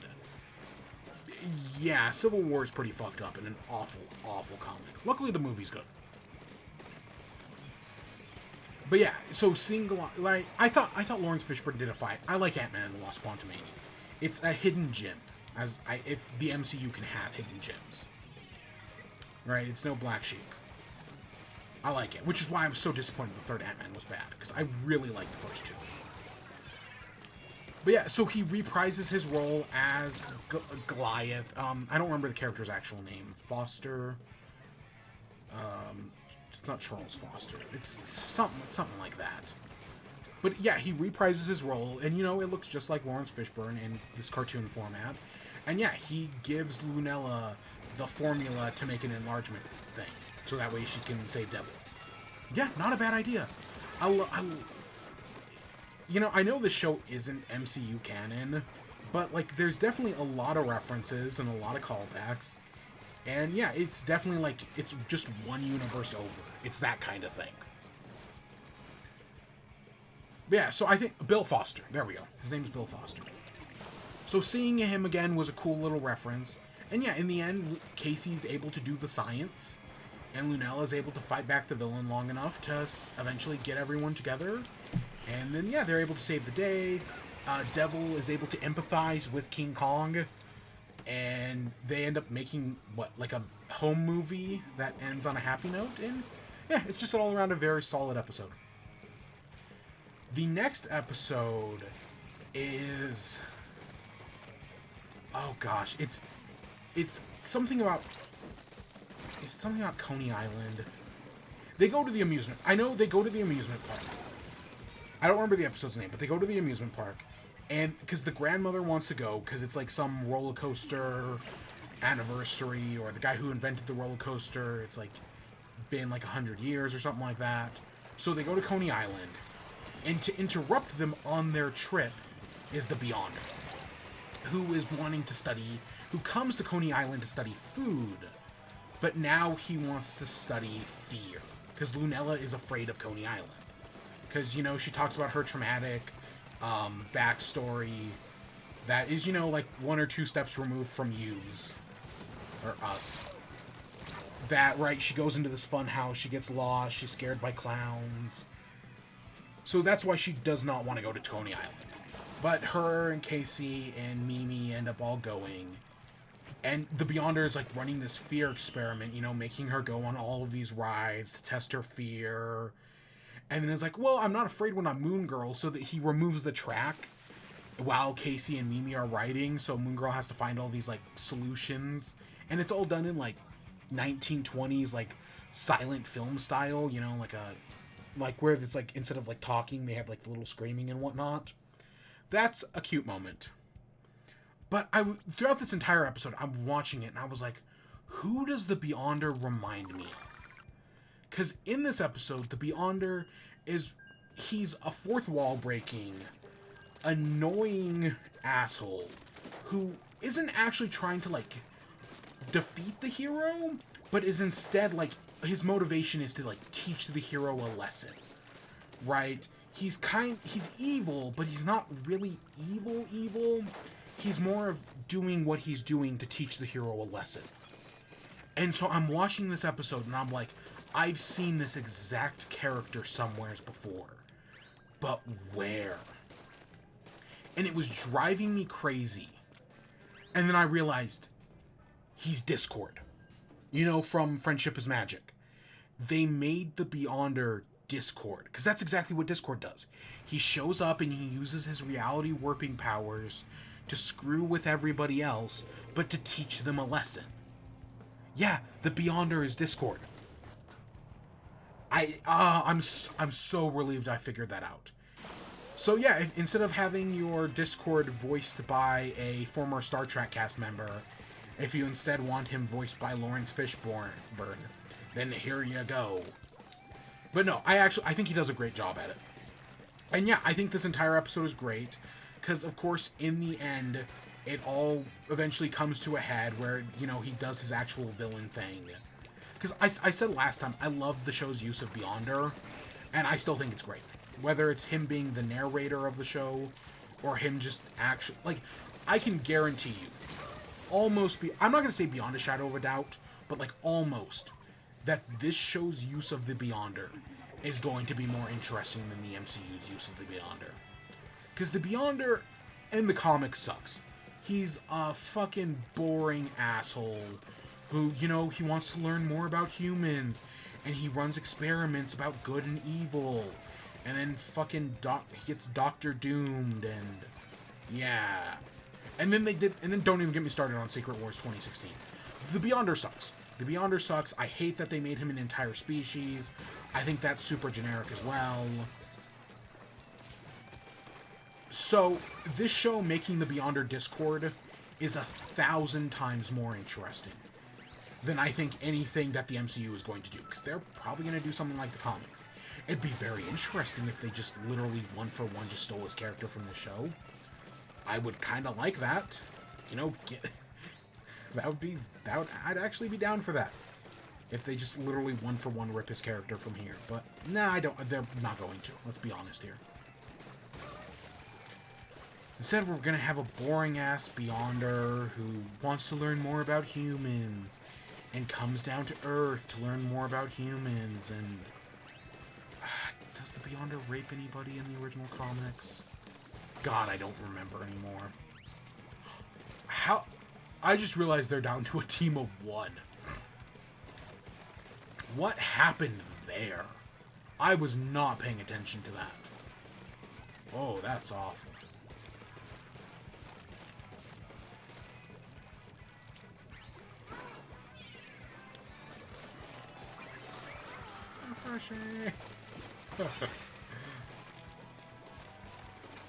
But, so I thought this was a great episode. And it ends with a cliffhanger of the Beyonder telling Mimi that, like, oh, he's coming. So that's very ominous, to say the least. But I like that. I like how it ends. Because then the next episode is our 2-parter, which is called OMG. For, not oh my god, but for Original Moon Girl. So we find out about the original Moon Girl in this episode. And sure enough, it is Mimi. Mimi is the original Moon Girl. She was working for the Enclave, the villains from Fallouts 1 and 2 and 3? Yeah, the Enclave are the villains of Fallout 3. I don't know, at some point they go extinct, but I want to say that's in 3. So yeah. But they're working for the Enclave, which, I'm surprised they just didn't use... I've never heard of the Enclave. They're probably a villain from the comics. But honestly, this role could have been filmed by, like, AIM. Or any other, you know, evil organization bent on, you know, having an army of, like, robots, mechanized soldiers. Right? Again, in my mind, this is AIM. Even though they're called the Enclave. And they're led by this one guy named... It starts with an M. Maldrake? It's something like that. Who used to work with Mimi. But they eventually created this portal to another dimension. Or traveled through time, or... You know, basically, they were trying to create a portal that traveled through space. But it turns out their portal traveled through time in space and allowed them access to the multiverse. And basically this one scientist tried to steal credit for their work, but he ends up dying, and then Maldrake ends up taking over the Enclave. And after he goes like mad with power, Moon Girl, aka Mimi, stops him by blowing up their machine. And so this is finally the episode where Mimi reveals that, yeah, she knows that Lunella was Moon Girl.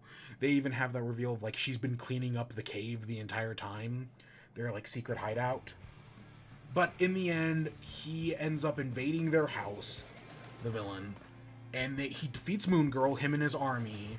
And he captures Moon Girl, and he captures Mimi. Because even though they destroy the dimensional teleporter thing, it's like, well, okay, you destroyed it. Well, I'm just going to have you build me another one. So that's exactly what they do. And the episode ends with the cliffhanger of it looking, at least the first part, with it looking like, oh, Devil blew up. And of course you know he didn't. But it looks like he blew up in this explosion that blew up her base. Of course, what happened to her family after this, right? Because her, like, secret base is, like, right next door to her house. And you don't find out. But it doesn't really matter. I mean, you can just assume they're fine.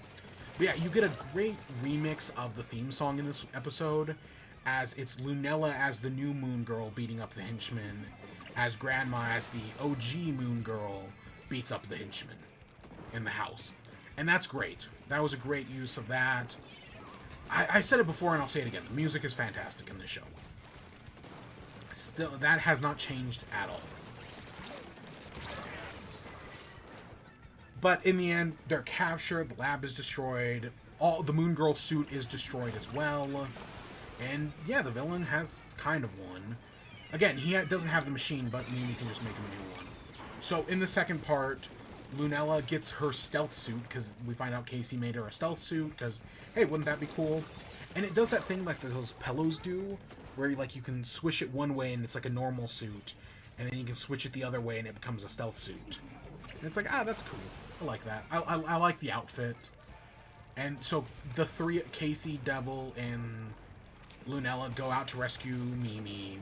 And during this, right, it's like, oh, why didn't you ever, once they find her, it's like, why didn't you ever tell me you knew? And it's because I need, in case anything bad happened, you know, I wanted to be there for you to rely on me, right? Because sometimes it's better that way. Because, you know, she's been suffering with this secret that she betrayed this guy and blew up the thing, even though he was evil. And it's like, well, haven't you had somebody to rely on? And we get this great montage of Mimi, right, meeting her husband, falling in love, having a kid, her kid getting married, and having Lunella, or well, you know what I mean, right? How she became who she was today. And it's a great montage. It's a fantastic montage. But in the end, the villain is able to, right, get the dimensional teleporter working, brings over some monsters from this alternate dimension. Again, we get the normal Moon Girl soundtrack, the theme song, as she fights against the monsters. Because again, this really feels like a season finale. Everything about it, and again, it might be, but I don't know. But it really feels like it, especially with all the use of the theme song. And in the end, they're able to push back the monsters and stop this guy. And Mimi gives this guy a chance at redemption. It's like, yeah, sure, people always try to discredit your work, right? They never gave you the time of day. But I did. I saw you when nobody else did. And for a moment, like, it looks like he's gonna take it, but I knew he wasn't, because he knows her secret identity. And that, like, you know, usually when villains find out heroes' secrets identities, and they either get exposed, or the villain dies. So yeah, in this case, the villain overloads the portal, gets sucked into his own portal. And it's like, is everyone else gonna get sucked in? I was like 98% sure that Mimi was going to sacrifice herself to save them. Like, that's where I thought this episode was going. And no, it's kind of a red herring, because even though they have that setup, right, Lunella figures out how to close the portal, but they have to have somebody on both ends. And so you would think, like, oh, the grandmother's going to sacrifice herself for Lunella. But no, before she even has a chance, Lunella sacrifices herself for the grandmother and jumps through the portal and they close it. That's a fucking ending. I was expecting it to go the way of She-Ra, because, right, its third season ends with the queen sacrificing herself to close the portal that is destroying the world. So I was kind of expecting, right, Mimi to sacrifice herself here. But no. And I actually think it's for the better, because if Lunella sacrifices herself, you know she's coming back. Right? They're not going to have Moon Girl without Moon Girl. But if Mimi sacrifices herself, well, there's the very real possibility that she never comes back. That's a one-way trip.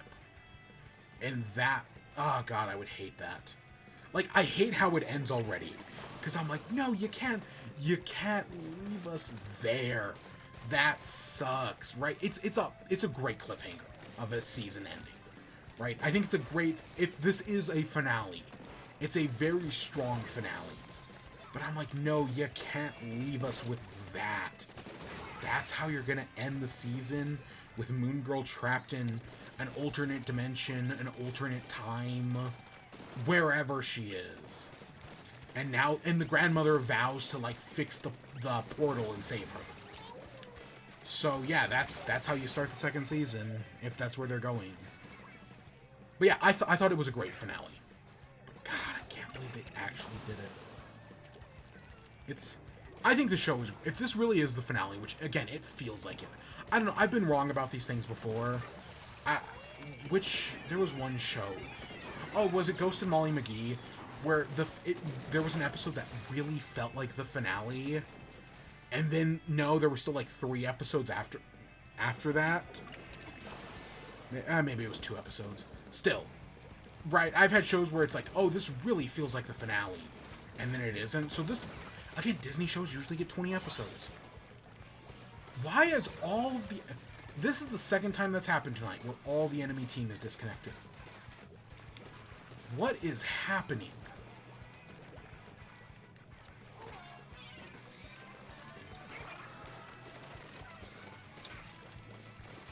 But I honestly thought they were gonna keep the reveal of... Right, like...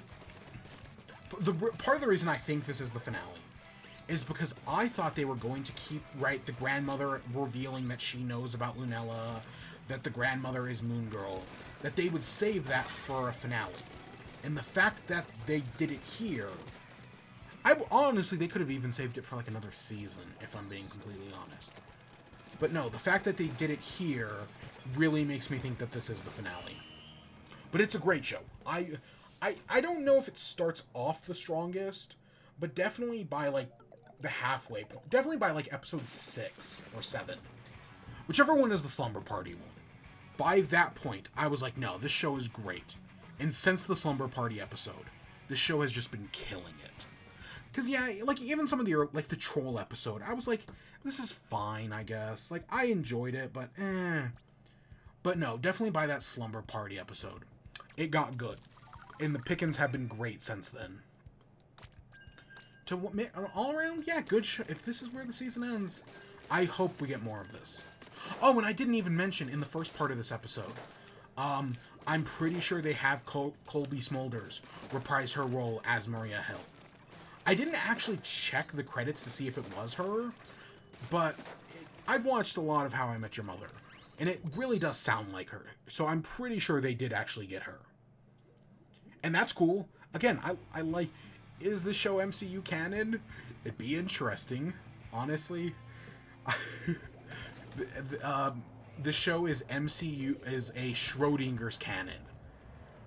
If it's good and people really like it, then it's canon. But if it's not received as well, then it's just some parallel universe, right? It's Earth, God, I can't think of an Earth number. I can't think of an Earth number because I don't want to say a stupid number.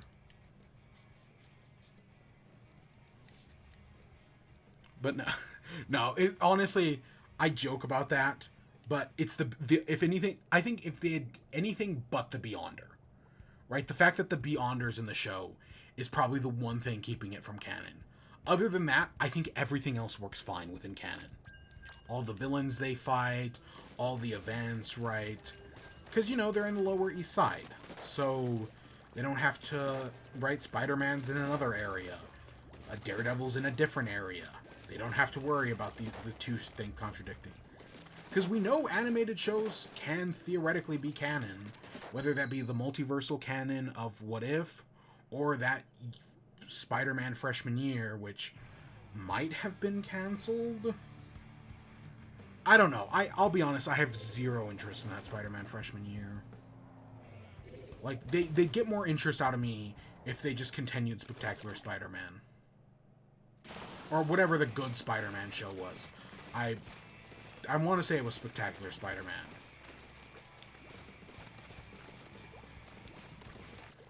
You know, they're continuing X-Men.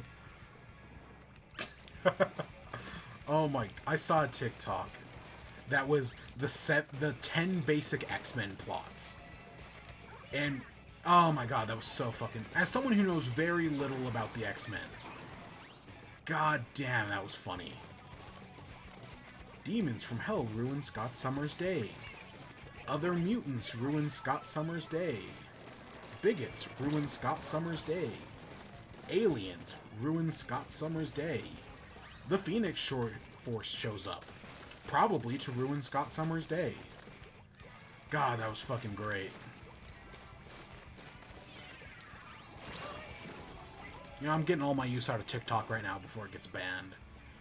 as the government becomes more and more fascist. Because that's fascism for you. Like, plain and simple.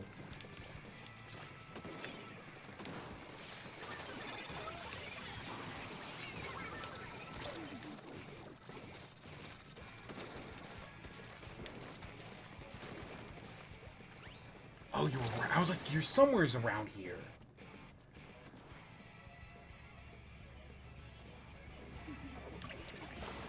So I guess that takes us to the outro. So what's coming up in the future? Well, we're still playing Breath of the Wild. Will I be back tomorrow with more? Probably not. Yeah, I don't think I'll be back. I'm right. I'm playing.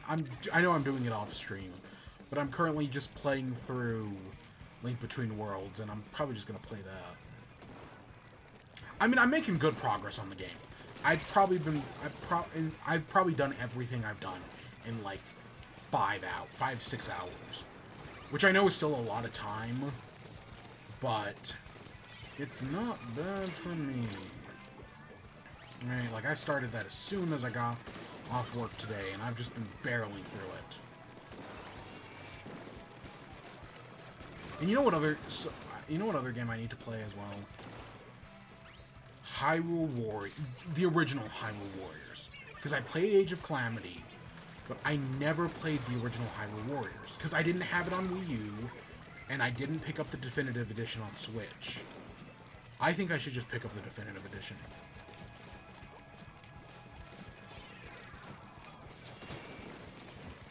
That might be something I do in the coming days. I don't know. Again, I'm kind of thinking about replaying Link to the Past. Because I don't think... The only other 3DS Zelda is Link's... is Triforce Heroes, and I'm not doing that. And I'm not playing Skyward Sword again. Because while I really like Skyward Sword, it's also the longest Zelda game, in my mind. Twilight Princess might be... I don't know. I haven't looked at it. That's actually an interesting thing. What is the longest Zelda game? Oh no, we can do some research right now.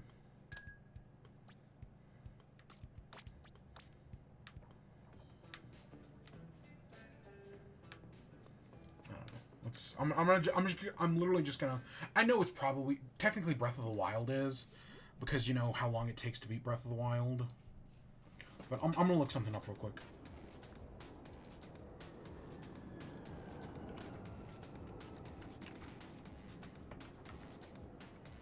Okay, let's see. How long to beat.com. How long to beat. I'm gonna look up Skyward Sword. And I'm gonna look up Tears. I'm gonna look up the other one. Skyward Sword takes 30 hours to do the main. 30 and a half. And these aren't perfect measurements, just roll with me here. 30 and a half hours to do the main story. 38 for extras, and 41 for completionists. Unless you're playing the Wii U version, in which it's 38 for main story, 46 for main and extras, and 58 for completionists. God, I guess... Wow, I didn't realize how much of Skyward Sword was just filled with conversations with Vi. That's wild. Okay, what about... So I'm just gonna go with the 30 hours. What about Twilight Princess? Twilight Princess is 37 on the original version. And 30 on the HD version. 45 plus main and extras. And 56 for completion on the Wii/GameCube version. And 39 for main and extras. And 44 for completionists. God, I don't know where they're cutting all that time from. And let's see about Breath of the Wild. 50 hours for main story. 98 for main plus extras. And 189 for completionist. Yeah, that's... I think my original playthrough took something like 80-something hours. Somewhere between 80 and 100. So that seems about right. But yeah, but again, you can also technically beat Breath of the Wild in like 30 minutes. Okay, I don't remember what the world record is. I'm not going to pull up speedrun.com. But it's definitely less than an hour. Meanwhile, I don't know what the world record for Skyward Sword is, but I want to say it's like the world record for Skyward Sword is at least 4 hours minimum, and I would say probably 7 maximum. Okay, I'm pulling up speedrun.com. Give me a second.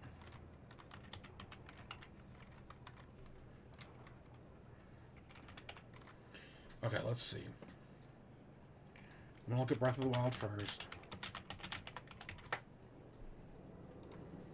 Breath of the Wild, any percent is 23 minutes, which was set 7 days ago.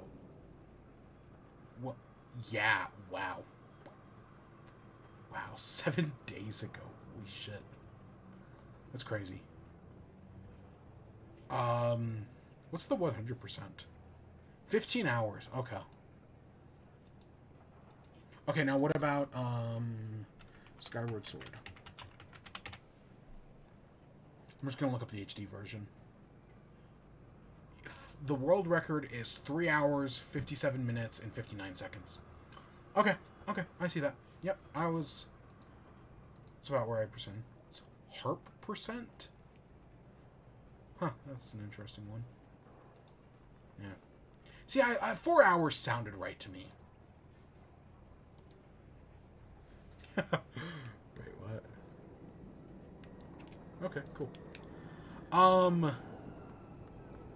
yeah, I think we beat Ganon in what, 25 hours?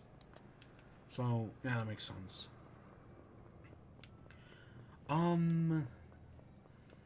Yeah, so we're just gonna be continuing on with Zelda, you know, we'll be back in Splatoon. I meant to mention it earlier and just completely forgot. We did get, the next Splatfest was announced, and they're doing a tie-in Splatfest, which, I mentioned this yesterday. Splatoon is the perfect vehicle for Nintendo crossovers, because there is so much customization in the characters, right, and how our Inklings look, that if they wanted to add in, like, a Mario outfit or a Zelda outfit, they could do that easily, right? And people would love it. But they don't, which I always find very interesting. Like, in the first Splatoon, I get it, right? Splatoon was a new IP. It was trying to stand on its own. You don't want to reference other Zelda games. Or other Nintendo games. I get that. But you're 3 games in now. You can add Link's blue tunic from Breath of the Wild. You can add a Zelda's outfit from Breath of the Wild as well. People would love that. I've seen fan art of it. It looks amazing every time. I would love for them to add Link's blue tunic into the new Splatfest. But yeah, the Splatfest is Triforce of Power, Triforce of Wisdom, and Triforce of Courage. Which one am I rooting for?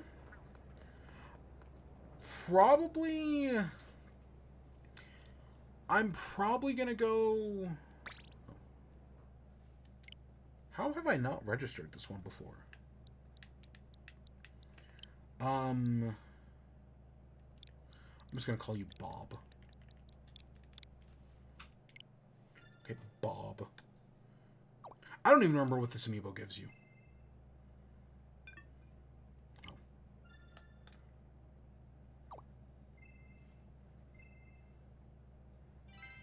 But yeah, I think the new Splatfest I loved the Pokemon one. I loved the Zelda. I think the Zelda crossover makes sense, but I would love a piece of Zelda gear. Great, give us a blue Link outfit, give us a green Link outfit. I don't care, just give us a Link outfit. Oh, shit. That would be great. But no. So this is the Inkling boy from Splatoon 1. Which I guess I've never used. I had used the girl. I did the girl, and I just got all the gear instantly. I only have, like, 2 more Splatoon amiibos to do after this. The green squid, and I think the purple squid. And that's it. And I should have the purple squid already done. Like, the purple squid should already be done. Yeah, see? Power, wisdom, and courage. I'm probably gonna go wisdom, if I'm just being honest. Out of the 3... Right, I'm gonna be a blue lantern. I don't remember any of the lantern chants.